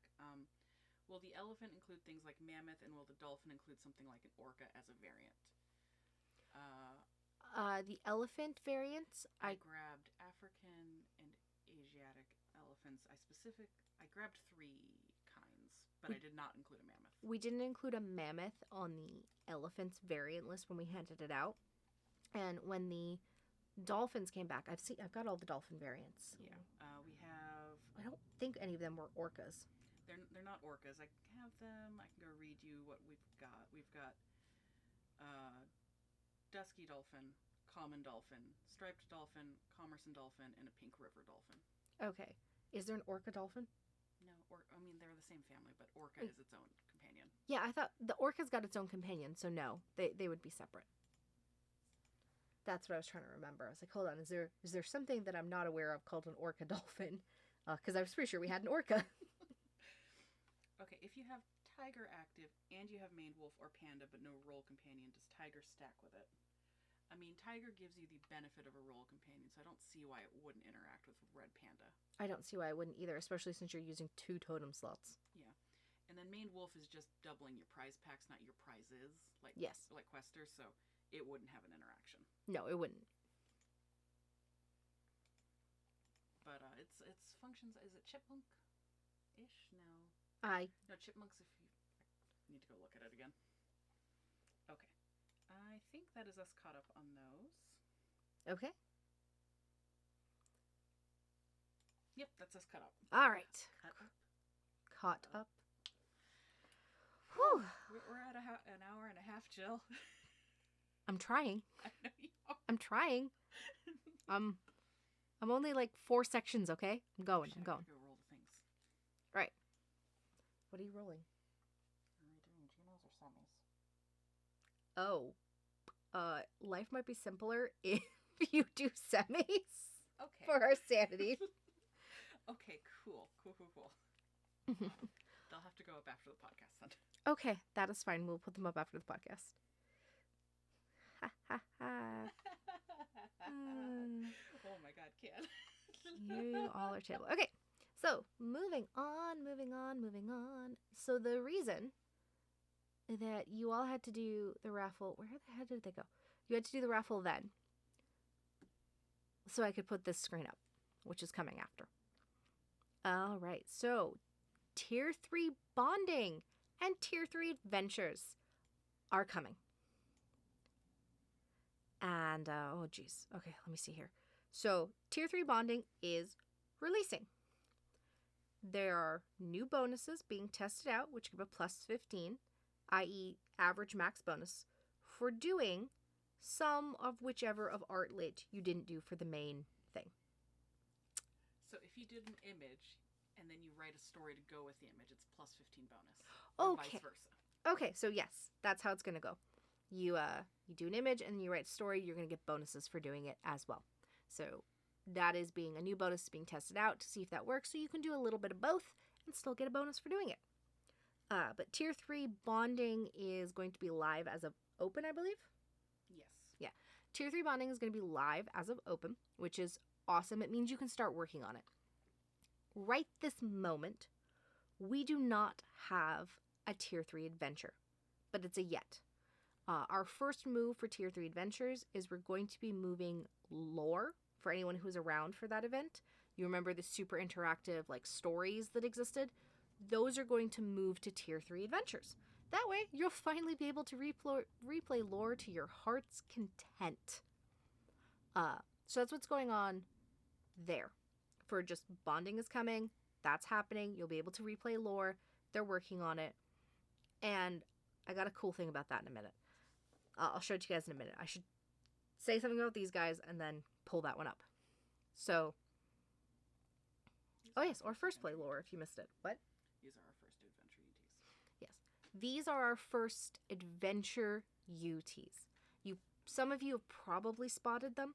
I technically have 4 coming. I have 3 of the designs for you right now. So we're looking at our thief, our wizard, and I'm pretty sure that's my mentor. Yep. Yes, my thief, my wizard, and my mentor. And they'll be dropping pretty soon here, I think. When we are done on the podcast, I'll get to it. Okay, they'll be dropping some point today or tomorrow and showing up. So the way that these are going to work is Thief will give your Tokota a bonus to agility or... I should have had this page up. I knew you were going to ask me. I was going to ask you. It's strength and endurance. I'm going. It's gonna be... Thief is agility and charm. Agility or charm, rather. So, Thief is a +1 to agility or charm. It will be randomized at the start of the adventure. That was the only one I wasn't sure on. So, Warrior is going to give you a +1 to strength or endurance at the start of an adventure. Randomized. Brawn. Yep. I'm staring at D&D right now. Wizard is going to give you a +1 to spirit or intellect at the start of the adventure. It's randomized. So, they're +1 to a random stat at the start, themed on what they are. There may or may not, which I will not confirm nor deny, be an Aurora Boone situation going on here. Oh no, Rio's already confirmed it. Oh, did she? Tokopedia. Awesome. Okay, yeah, there's totally an Aurora Boone situation going on here. If you get all 3 of them into a breeding, there's a possibility of you popping something called the Party Leader, which will augment... it augments these UTs, doesn't it? Yeah, it just makes instead of agility or charm, it's agility and charm at the start of an adventure. Yes. So the Party Leader will give you both stats associated with the UT at the start of an adventure. And then we have Mentor. And remind me about Mentor does. Mentor is +1 T1 adventure per month. Stacks with Budgie to help you work on all your lower level Tokos. Yes. And then if you have a Mentor, it's a adventure-based one. It gives you +1 Tier 1 adventure a month. Does stack with Budgie. So the one in the top left, that's all right. The Akota is the mentor, and our warrior will be up here pretty soon. But here you go. We finally have some D&D themed Tokos to match with our adventures and everything that's been going on. But I'm super happy about them. I will be collecting them all. All of them. The thief is totally a crested Tokara. Yeah, the thief is totally a crested Tokara. That's a Yeti Kino. I think our warrior's Dyer or Nakota. I need to go double check. And then our mentor up there. She's all cute with her Akota-ness. And I think that's a wire main going as well. So these guys will be dropping into the pool. Yes, they are separated in a manner that makes them very difficult to breed together.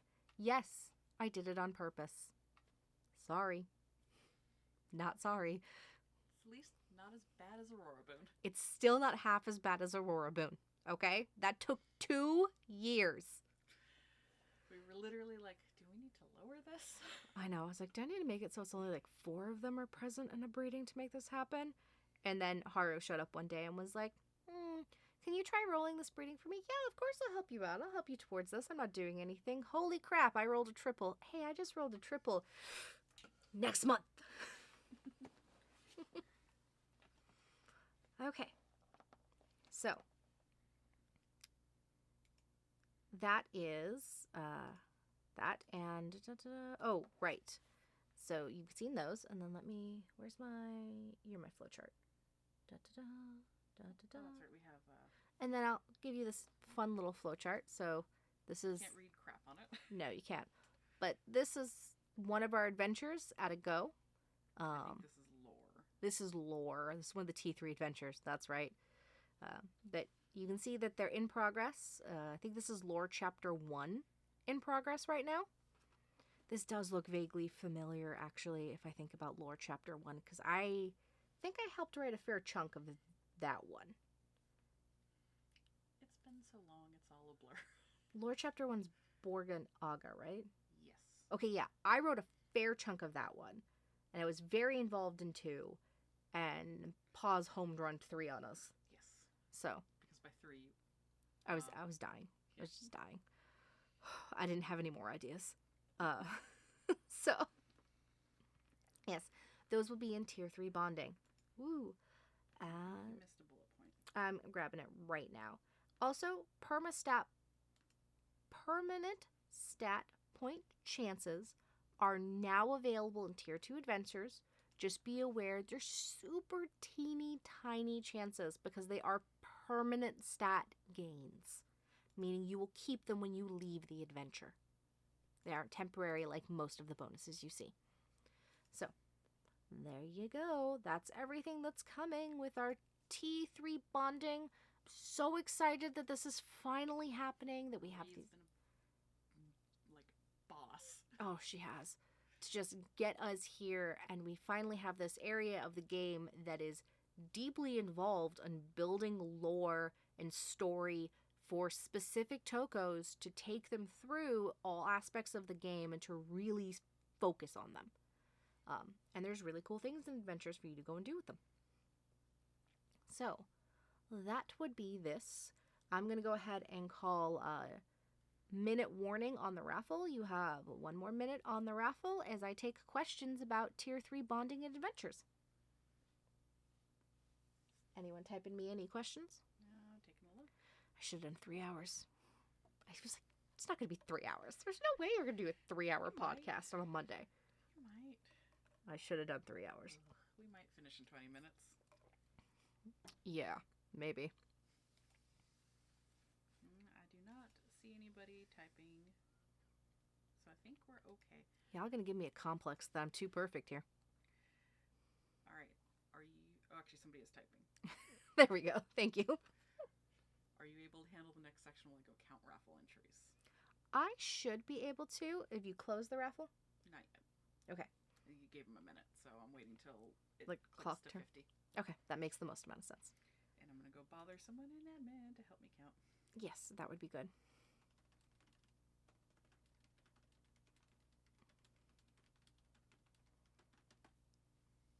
Okay, so they're starting to sort out the raffle. And so the reason I told you you had to see the UTs first is because they're going to be the prize. We're going to do a UT semi for 3 winners, warrior. We're going to do warrior, wizard, and thief. And we'll do a semi with them for 3 of the winners in that raffle. And then we'll use that raffle to help me determine the order in which the Dom companions are going to go out. Look at all the interactivity. I tried. Okay, I really tried. Whew. Anyone typing those questions? A little bit late on the TvT. Oh, yeah. TvT, Go for it. Soul Companions. Does Maned Wolf stack with Chipmunk if you have both? So Chipmunk gives you a chance to steal, quote unquote, a winner pack when you lose in PvP. I would imagine if you successfully steal or get your pack despite losing, there's still a chance to double. I don't see why it wouldn't interact. I'm pretty sure it would interact. I'll double check with the PvP team, but as of right now, I'm pretty sure it would interact. Somebody else is typing too. Let me go close raffle. Right. Close. go close the raffle for me. Let me see, what's my next one here? All right. For the sake of bonding, does a higher tier of trophy count as +1 trophy? Like, you need 2 trophies, and could you say a silver quester trophy is 2 because of the increased requirements? I'd have to ask Ree on that one, because the point of those ones is that it scales up, but they are technically 2 distinct trophies. I think I'd need to ask. I think we need to ask. I don't think that's the spirit of what's going on there, but we will definitely have a conversation about it. Okay. And I think that's us caught up on questions. I'm going to go count the raffle. Okay. Let me get one list up so I can answer your question that's inevitably going to come in a moment. Oh, okay. So, the next thing on this list is something I'm super excited about. We used to have something like this when Dunn and I ran an ancient game on DA in an entirely different fandom. And as of now, we are, well, I say we, I mean Alcestia. I firmly mean Alcestia. I may have had the crazy idea. She made it happen. We are going to start introducing. Did you find what you need? 6, yeah. I'm counting, Oh, Jill. okay. Hey, you said find the thing. I was making sure. Didn't move on. For when you need it. We are going to introduce quest chains. That's right. It's a new system. It's basically adjacent to quests, but quest chains can only be completed once per player. So once you do a quest chain, whichever Tokos you do it with, you don't get to do it again. We're going to start with 2. We're going to start with a newbie and a crafting beta boon quest chains. Yes. So, for the newbie one, old-time players, when you tell me that these benefits don't help me, these prizes aren't great, this is beneath me, I know. It's not for you. It's for newbies. But you're all completionists, so you're going to do it anyway because there's an award plaque for your award wall at the end. But I already know. I'm going to do it, even though I already have a Tokota account. I know how activities work. Think of it like a tutorial into the game. It gives you lots of different ways. It gives you good information to get like one Toko and to do the very few basic common things you do with the Toko and to be rewarded for it. It is the newbie quest chain. That's what it's designed for. You get a lovely plaque at the very end of it. Alcestia's written the whole thing up. I've read it. It looks good. It's awesome. And then I believe these horses are part of quests now too. Yeah. I have what they are, and if you need them, if you're ready for them. Yeah. Let me just knock them out of the way. So, both of those are going into Timeless Ocarina. The Noricor, the Zelda horse is DG hunting, and the Manta is diving. Manta Ray is diving. All right, and those are they role companions or? That's like Basenji and Mouse, where it gives you the little caving openable or... Yes. Okay, so those give you the openables, but for DG and diving, and they're going into the Timeless Ocarina with everything else that's there. So, yeah, it's a knockoff, whatever. It's inspired by, okay? It's inspired by. But those are 2 new companions that are going part of that as well. And then the quest system. The first one we're going to have is the newbie. Let me see. I should also read all these bullet points because she took the time to write them for me. To wrote them? Yeah, to write even. I'd say I sound better on paper, but I don't. We have a kex for that. Yeah, I have a kex for that. Okay, so as I said, quest chains can only be completed once per account. Quest prompts must be submitted after the previous admin's comment, meaning you can't work ahead. It's like TCA ranks. These are kind of gapped a little. So you'll do the first one, it'll be approved, on to the second one, and you can do it after the first approval, and so on and so on. I want to say the newbie quest is like 7, 10? 7. 7 steps. There's 7 steps to the newbie quest. Yes, old players, it's no use for you. I know. I'm probably going to repeat that at least one more time on this podcast. Quester, festive totems, and quest companions are allowed. So all of your quest stuff works on these because they are quests. They're just quests you can only do one more time. Oh, Cray. God, that... Oh, you literally just... That was bad. Moving on.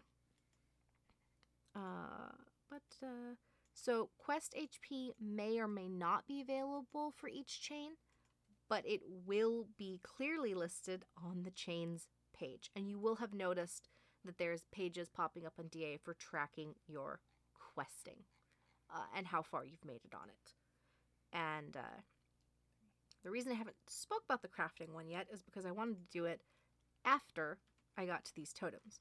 So the one on the left is our Toko New Year's festive totem. I said last year, like, it had gone sideways. I couldn't keep up with them. I hadn't wanted the project because I wasn't prepared for it. But this year, I'm making good on the promises of getting them done. So this is the Toko New Year's one, and it gives you a celebratory rocket. Yes. When you complete a quest, if you have this totem, you get a celebratory rocket. Pretty cool. Yeah, something like that. Something like that, Oxy. And then, painted dog totem. That's what you're looking at on the right side there. This is the reward when you finish the crafting quest chain. And the crafting quest chain does involve some art. It does involve some crafting. There is the first, I think it's 2 or 3 steps are available right now. No, that one's not up right now. Everything that's on Tokota is admin visible right now. Oh, okay. That's why I think it's up right now. So, the first step will be coming with open, and the painted dog totem is the reward for finishing this. Painted dog totem is the ability to double crafting results for rare or lower crafts 5? 5, I think, is what we agreed on. 5 times a month. That's right. It's a super limited version of CG. And I know you're like, but we took that away. But we did promise we'd try to get it back to you guys. And we did. Because in this way, it's a limited way. It works on rare and below. It's limited 5 times a month.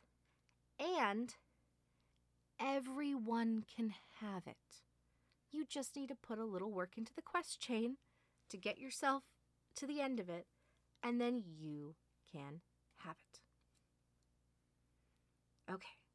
So yes, you can double your Forge Gold medals a few more times again. But we all know what the issues with CG were. It was just like... Legendaries were a big one. Legendaries were the reason that it was so hard to give it to everybody. So it had been stifled in a lot of ways. And then the disaster that befell us. We got a bunch of reading UTs out of it, so I guess that's good. And then we said we wanted to bring it back. We've kind of been planning this for a little bit. We have been like searching around for how do we unlock this totem. And then quest chains kind of fell together on that, and we went, oh, well, that's it. If somebody, runs through this whole quest chain where there's art and there's work and there's things to be done, and they make it to the end, well, they deserve that bonus. But yeah, now it means it's not breeding locked, it's not anything, and when it comes to anything crafting, it's an inevitability that you will get there. It will always happen, especially because it's automated, so it's more on your timeline than it is on RNGs. Okay, so yeah, quest chains. I'm super excited. I think they have their own journal. Quests have moved to their own journal now. Alceste's making a new journal hub. It'll be on Toko time, and there's a new mule that will be handling all responses. Yep. It's Quests of Tokota. Don't be alarmed because it's a new account. We made it last night. Yes. Oh, also, if you haven't noticed yet, we've started putting redirect hub links in places. The way that this works is we have built a really small system on Tokota where we basically have permalinks for cycling hubs. And how it works is we'll give you the Tokota link for like account management, and you'll see it'll say in there it's like redirect equals account management. And when you click on it, you briefly jump to Tokota, and then you end up on the current account management hub. Not previous one, current ones. So a little bit of black magic to take you where you need to go. It's called a redirect. It's not that scary. Websites use them all the time to send you to places you need to be. We're just built a little dynamic hub that'll send you along to where you need to go. It's a little switcher station. And that way we can give people more permanent links and things, and they update when the front page link update. So you could like bookmark the redirect hub rather than the current DC, and when the DC link changes on Tokota, you'll be directed to the correct place when you open it. So we've built this little redirect hub to help us with our cycling hub. It means we can put it in places, and there's only one place we have to update it, which we normally update it anyway. Hope that helps everybody. And y'all learn how to use it and enjoy it as much as you can. There is now a cycling hub on Discord for them. Yes, we put a cycling hub on Discord for you because the links will update and we don't have to remember to go and update it every month. That's why it died on DA to begin with. Because it was annoying to remember to update them in 2 places at once, and we kept forgetting. 3, because technically we had the cycling hub on Tokota, the cycling hub on the main group, and then each of the mules had their own mini cycling hub. Oh, you're right. There were so many places. Yeah, which is why it all went down to the front page. And now this way lets us spread it out a little bit more and lets you guys have more. They're permalinks, but they're using a redirect. I just like you all to know that's happening. So if your browser's like, this is redirecting you. Are you okay with that? Yeah. Literally all that page does is send you back to DA. All right. So questions on quest chains and I guess redirects, and then I'll announce the raffle winners. So Alcestia kind of answered this in the channel, but we can do it. So what is an example of a newbie quest in the chain? One of them is go complete the monthly quest. That's your first step. Complete a monthly quest. Exactly. Go complete a monthly quest. Super easy. But it gives new players something to do, and I tell you all about it because it's for new players, not older players. I tell you all about it so that you can direct new players to it when they're all like, well, where do I start? Here. Go start here. We've worked on the flow so it should take them through, okay, this is the monthly quest. This is an activity. Bond your Toko. Do adventures. And kind of walk them through. And at the same time, they will be getting introduced to the different factions. And the final step is picking a faction. Mm-hmm. So, ergo, newbies. But it should hopefully guide people in a little bit better. Mm-hmm. Oh, no connection? Oh, no connection? Did we cut out? We didn't say we cut out. Oh, okay. Okay, maybe it's Locke's connection. Maybe it's Locke's connection. Okay. Whew. Fair enough. All right. All good. So, yes. Any other questions? Unsure on if you're taking questions on this yet, but another stacking question. Will Painted Dog Totem double with Cookie Sheet once it's fixed for food, rare, and below recipes? I believe Cookie Sheet and CG did work together. I think they did. It's leveraging the same codes. We'll just have to look. I'm going to have to double check. It might be one of the things of like one doubles so the other doesn't double. I'll double check what the code was like because we basically resurrected the CG code for this. And then put limits on it. But I'll double check it for you. Nobody's going to have Painted Dog in June, I don't think. It's just I think there's 9 steps to the quest. 9 to 10 steps to the quest. It's going to take a bit, but it's all very doable. It is crafting focused, so of course people who are further along in the crafting tiers, it will be faster for them to get it. But we still require art, Mm-hmm. so that will be That'll be basically the time gap on it. All right. If you already have a faction, do you need to repick a faction for the quest chain? Alcestia answered this. Nope, as long as you have a faction set by the time you get there, you're good. Yeah, no. Don't mess up your faction, like rank and all that. No. You just need to have one. Let's be fair. There's not a lot of reasons these days to not have a faction. Oh dear. God damn it, Kier. You broke Done. Look. Kier did a thing. Oh gosh. We're gonna have to use that. Okay, Kier, can you clean that up for a slotless companion, please? It's not gonna be a slotless companion. Don't be ridiculous. We're gonna use it as art somewhere, though. Okay. Okay. Whew. Okay, bring it back down. Bring it all right back down. We're getting to like the 3-hour loopy funny. I have your winners. Okay. Give me my winners. Cosmic Reality has won the Warrior semi. Cosmic Reality, congratulations. You have the Warrior semi. Furrion has the Thief semi. Furrion has the Thief semi. Furrion, I'm after you. Sir Creeps has the Wizard semi. And Sir Creeps has the Wizard semi. Tokota Perms will be up later today. We need to get the starters finished, uploaded, and all that jazz before I can do your lineages, obviously. Yes. They will be semis on the Geno page. Semi page. I keep forgetting they're different. There'll be semis on the semi page for you later today once we get the starters up so we can do the lineage correctly. Right. Huzzah! Huzzah! Hey, I don't want Dun to hear because she'll get super annoyed. I told you. We're kind of trying to do a way to put openables but for mysteries and abandos on the site. She can't stop me. I didn't know what you were talking about until it was too late. I know. I was like, she's not going to see this one coming. Segue! Yes. Dun technically brought it up when we did the Genos and semis the first time. And I went, hell no. This is an entirely new system. We have no idea the strain it's going to put on us. We can absolutely not do that. And then she was like, oh, look. People are suggesting it. It seems like a great idea. I was like, okay, we're probably stable enough to take a look at it again. So, here we are. Yes, Kep is people. Oh, yes, Kep is the people. I think Kep is the one who put the suggestion in that she came I was armed like, with. "Ah." And so I'm calling them puppables right now, like openables, but puppables.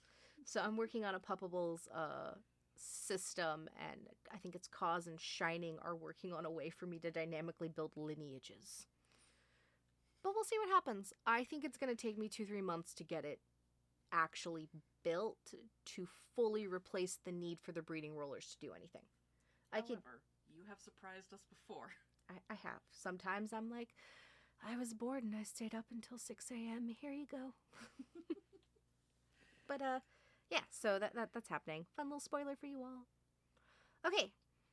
I had no more questions on that? Somebody's typing, but... Okay, this is way delayed. Since TvT isn't going to have the special UT semi anymore, will there be a way to get the upgrade token eventually? Uncertain. We also lost the rare main semis and the black-brown semis with moving away from the TT Lotto. It's one of our ongoing find a home where it actually seems to make sense. Yep. Like I said, we have the UT semis, the main semis, and the black-brown, which lived in the Lotto. We have intense debates over the Lotto. I don't want it. She does. Neither of us has truly won the war there, where we're trying to figure it out. And we were settling them home in TvT. We started with like the UT one, and the reality is it didn't go over well. I don't know. I think just too much contention in distributing the prizes. Yeah. Because we didn't do it for tribes. Yeah, we let tribes do it themselves. So it didn't make sense to keep trying to jam them into a spot where it's causing too much contention. And we'll need to find a different home for them. I don't know where that is yet. And I'll let you know as soon as I do. As you can tell, with quest chains and adventures moving along, there's more avenues for them to find homes in. Yeah, and we're trying to avoid activities being the home of every new thing, of course. Yeah. Activities has a lot of strain as it is. Exactly. Exactly. So, okay. Oh, don't worry, Tina. I still have Borga's Horde, and I hit her with it once a month. Yeah. Yeah, she does. Okay. I got 2 bullet points left, and then I have to go get breakfast/lunch. I guess Can't say it's brunch. At this point, it might just be dinner because it's getting closer to dinner than it is to breakfast. We're going to eat so much sushi, it's going to be great. Okay, so Toko New Year's. Which one are you? Give me a second. Where to put you? Oh, there you are. Toko New Year's. So it's a holiday month. That means that we are pushing a new background and some updated companions. Technically, I have 2 this month. Oh, we do. We actually have 2 backgrounds this month. We have the holiday and we have the anniversary. So we have the holiday and we have the anniversary. And don't we have the bear background too? The bear. Bear? The bear back. Woo. The bear background? Is Toko New Year. Is the Toko New Year background. The dino background is anniversary. The dino background is anniversary. Okay, so as you can see, we have bears. Crap. Who is this? Bear was Ghosty. Ghosty. It was Ghosty. Ghosty did a whole set of bears for us. They're absolutely gorgeous. Love them. Fenrir's glow up. And is now alpha. He's also alpha. For 9th anniversary, Fenrir went alpha. Dunn was putting him on a background, and then she said a word to me, and I went, I'm sorry, say that again. Did you just say the man is dominant? And he was like, yeah. And I was like, what? What? What do you mean that Fenrir, the 100% dyer, is dominant and, like, Rainwater's alpha? How does that make sense? And then I think when Artemis went out, she's the other 100% dyer. She's alpha. And it was like, okay, it's time. Fenrir's going alpha, everybody. Enjoy your retroactive HP. And Daft did us a lovely glow up with Roan and extended marked. Exactly. So, enjoy. And this right here, this is the deep and the shallow. Mm-hmm. So these are our new... You'll notice that in breeding, we've got a little theme going on of these little figurines. So these little figurines, we now have a deep and a shallow. And basically, they allow you to turn off the step up and the step down chances. And they are independent of each other. So if for some reason you really don't want a step down chance, you can use the shallow to turn it off. I think it's the shallow. Double check the pages, everybody. Just double check the pages. One of them turns off step up, one of them turns off step down. However, that does not go to your main chance. It goes to the nat main chance. Like, we'll happily remove it. We've had the request like once a month since like January. So in June, we're like, all right, of course we can do it. But if you remove your step up chance, you're not making it more likely for you to roll your main. We're going to put it back into the nat main chance because we took those out of the nat main chance, not your main chance. But if you're breeding curlies and you really don't want to wire, Sure. We can do that. We will happily do it. It's come up enough that there's enough people worried about it. We will facilitate that for you. So the deep and the shallow figurines, which are craftable. Uncommon recipes. Using pebbles. And using more pebbles. Go ahead, get them done, put it in, and those will be released with open. They should be up now. They were one of the things that went up early because, as you guys probably have noticed, there's a lot going on. Exactly. New backgrounds. So we have the bear-specific one from our dear Saf, because she's working on all of those for us. And then, do I have this one? Yeah, you should have it on your tertiary. It's my tertiary. We also have the super cool background coming. Well, this one's up too. Oh, that one's up too? Yeah. Oh, you guys have probably already seen it. But it's here. I love it. This dino background. It's so cool. Sorenton is the best. Sorenton makes such fun backgrounds every time. Cap just nails it. Mm-hmm. So, yes, that'll be there. And, let me see. Oh, right. I got one more thing to show you.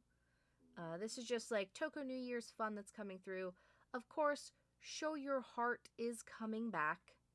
Of course it is. It's anniversary. We're going to do Show Your Heart. And little spoiler for the Show Your Heart, what's coming from that. I'm pretty sure you can all guess a fair bit of what's coming at the end here. But they won't get it all. No, they never do. We're sneaky like that. You remember question mark? We got everyone with that. Nobody guessed it. Nobody. I mean, they technically guessed it, but not entirely. Exactly. So, yes, this is our silhouette for what's at the end of Show Your Heart this year. I'm super excited about what's going on. I love it. Sarah has been working on this for me, and Sarah and Sheba have been working on this for me. I'm so excited. Yes. All right. And this year we're aiming for 200 Tokos. And we've changed how we're counting them. We're counting them. We're counting every not your Toko in the image as one. Yep. So instead of 100 people and getting 100 people there, you can just draw more Tokos if you want to. Yeah, we're getting 200 Tokos rather than 100 people. All right? Well, they're all speculating on the name. Nobody said it yet, though. Okay. I'm positive I spoiled that, but I'm gonna. You got it in Gen Chat. I did. They'll find it soon enough.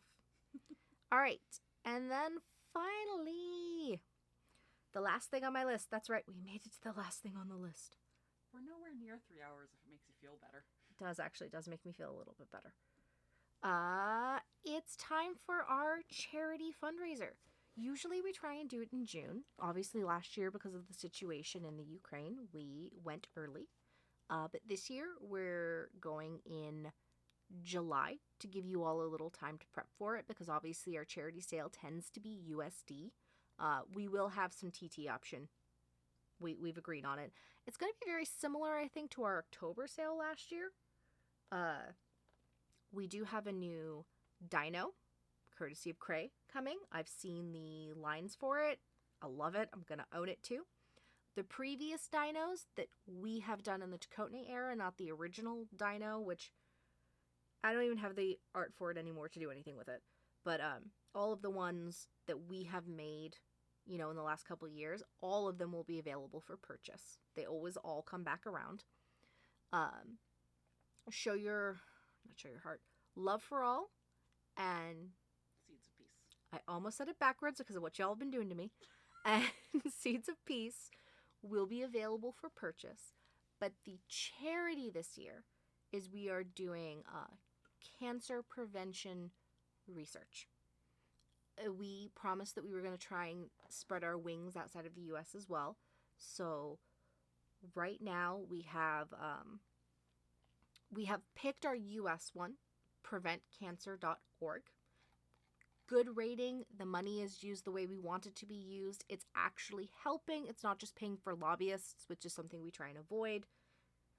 We want our money to have an impact on people directly. So preventcancer.org. I'm looking at a UK and a Canada one right now.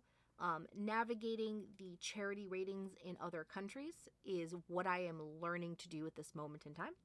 As soon as I have found a place where I can easily get a good rating and understanding of what they're doing with their money, we will announce our Canada and our UK. I have some on the docket. I don't even mind saying who they are because I think they're legitimate charities. It's just that we might change our mind, so I don't want anyone to get their hopes up too much. So this decor that you're staring at right now, this is in our Endless Ribbon of Hope decor item. The item will contain this frame, and you do see there's some gray ribbons on this frame. Those gray ribbons are going to be colorable in any color that you want to do them in. That way, if there's a specific cancer that has affected your life and you would like to put it on there, you can recolor the ribbons into what you want, and that'll be fine. But this is the frame that goes around it. Yes, gray is also for brain cancer. That is real. It's just that the gray ones specifically are the recolorable ones. Butterflies and all of that. It's just beautiful. Mono did it up for us. I love it. And then we also have hand paints courtesy of... Oh, crap. It's Oscoria Art and Glitter Ghosty. Oscoria, I hope I said your name right, Art and Glitter Ghosty. Glitter Ghosty has got the heart and the two infinity symbols going on there. They're super cute. And these, again, For those ones, you can completely recolor them. So if you want to do them in pink for breast cancer, or you want them in gold for pediatric cancer, or you want them in gray for brain cancer, you can. You can recolor these 100%. There's so many different awareness ribbons. We just couldn't do them all, not even remotely. So we decided these would be recolorable. And then Escoria. I'm so sorry if I'm saying it wrong, Escoria. She did us these paw print ones right here. And there's a few little variants on those, such as gold is pediatric cancer. And we got a little extra puppy paw prints on there, just as a sweet thing to do. But there's a whole set of those that come in different colors with slight variations in places. But Endless Ribbon of Hope. There is one more thing. There will be a Two more things? Oh, yes. The decor. So, Ghosty has also done us an awesome decor ribbon. It goes around the mane. They literally got me the files this morning. I did not have time to get them together for this, but there's a very nice thin ribbon. There's a naked neck and a maned neck version. We will allow edits for you to fit it on the mane as long as you don't edit the mane. Sorry. As long as you don't edit the core of what the item is, you can do edits to fit it into manes as you need to. So Glitter Ghosty got me that, but we have a proper ribbon that goes around the neck and can be recolored just like everything else here. And finally, there is a Slotless Companion coming. I don't have that art yet. Obviously, I will have it for July when we kick this off. But we do have a Get Well Soon teddy bear Slotless Companion coming with little hearts that will be recolored into all the different ribbon colors. Likely our decor, like our main decor pieces, will be in lavender, being that lavender is the catch-all general all cancer awareness color. So that's why you'll be seeing it in like lavender and not the pinks and the golds that you usually see a lot of this in. So we'll be doing it in lavender. And all of the money from is it all the money or do we do 75? I think it's all from the charity packs. Yes. All of the money from the charity packs, those are the words I was going for, will go to the charities because that's how we want to do it. And then a percentage of the rest of the sale will go to the charities. Obviously, the fundraiser sale, it is also for Toko's fundraising. It pays for all of the art. It allowed me to spend $2,500 yesterday on art. And writing. It allows us to build the website. It allows us to contract in people to do specialized jobs that we can't do. And, it'll enable us doing this pin Kickstarter next year too, because we'll have the base funds to pull it off. We have a healthy budget, which is also why when we do these sales, we can donate a fair chunk of them to charity without worrying about paying for our server costs. So, charity sale will be coming. I will try and get you all a preview by this coming weekend so you can take a look at it. It will be very similar to October's, so if you go check back on that one, you'll have a decent idea of what's coming your way. We are talking right now that the TT side of it can go on to Tokota. We've solved all of the problems that we didn't solve last year in time to do it, so it's a decent chance that the TT side will go, instant, onto Tokota. I do not think the USD side will be making that jump just yet. We've got a few more hoops, and you know me, I'm always still just super cautious on any sort of premium currency. I know that it can be done, and we would want to do it in a way where you're not buying more than you need. So, but that will be coming in July, and then I'm going to leave you with one more thing as I do this is your moment. Any and all questions, kick it at our Discord. I'll handle them. And if you're looking at this going, Jill, what background is that? I don't recall that one at all. Is this called Blue Bonnet? Yes, this is our Blue Bonnet. This is called Blue Bonnet. It will be being added to the Seeds of Peace. It came around. I loved it. Grabbed it. And this is going to be included in the Seeds of Peace. That tragedy is still going on, so we will continue to do what we can, in our personal lives for it. And we're going to add more to this as well. Also, there may possibly be a, what's it called? Rock?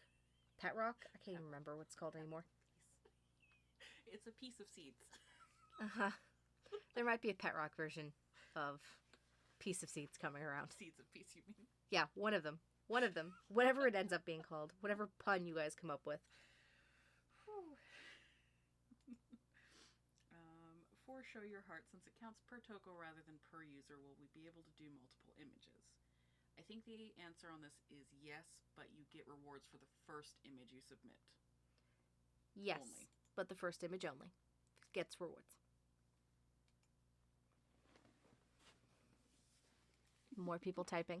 Yeah, more people are typing. Shenanigans afoot. Everybody's enjoying piece of seeds. Yeah, piece of seeds. Ooh, Seeds of pebble? Pebble of seeds? I think I have it in my Pebble stash of as peace? Pebble of Peace. Pebble of Peace might be it, yeah.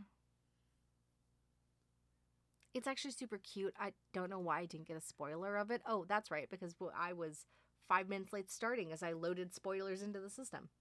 Duh. Because there's actually just been so much that literally, as we closed, I was just putting new stuff up this time. Yeah, we have been just... Whew. I feel bad for anybody who is attention I needed yesterday. I think Cray is the person who got the worst of it. We're just like, ping, ping, ping, ping, ping. I need you to do this. Answer this question. I'm doing this. Do this, do this, do this. It's 9th anniversary. I'm doing everything. You know who needs a call out? Who? The admins who cleared lightning fast. Oh, that's true. So, when we closed, I talked to the managers and I was like, hey, what's the reality that we could clear on the 4th so that we're clear on the 5th when we do this podcast? And everyone's like, maybe. So then Daft did a nice little write-up and was like, hey, everybody, aiming for the 4th for clear. And then they cleared on like the 3rd. I was like, whoa, there was a lot. That was intense. We're still riding on a 500 player high right now that did not taper off. And the group is clear very quickly. We will hopefully be opening today. Obviously, we're still running through things that need to get done. We need to go eat.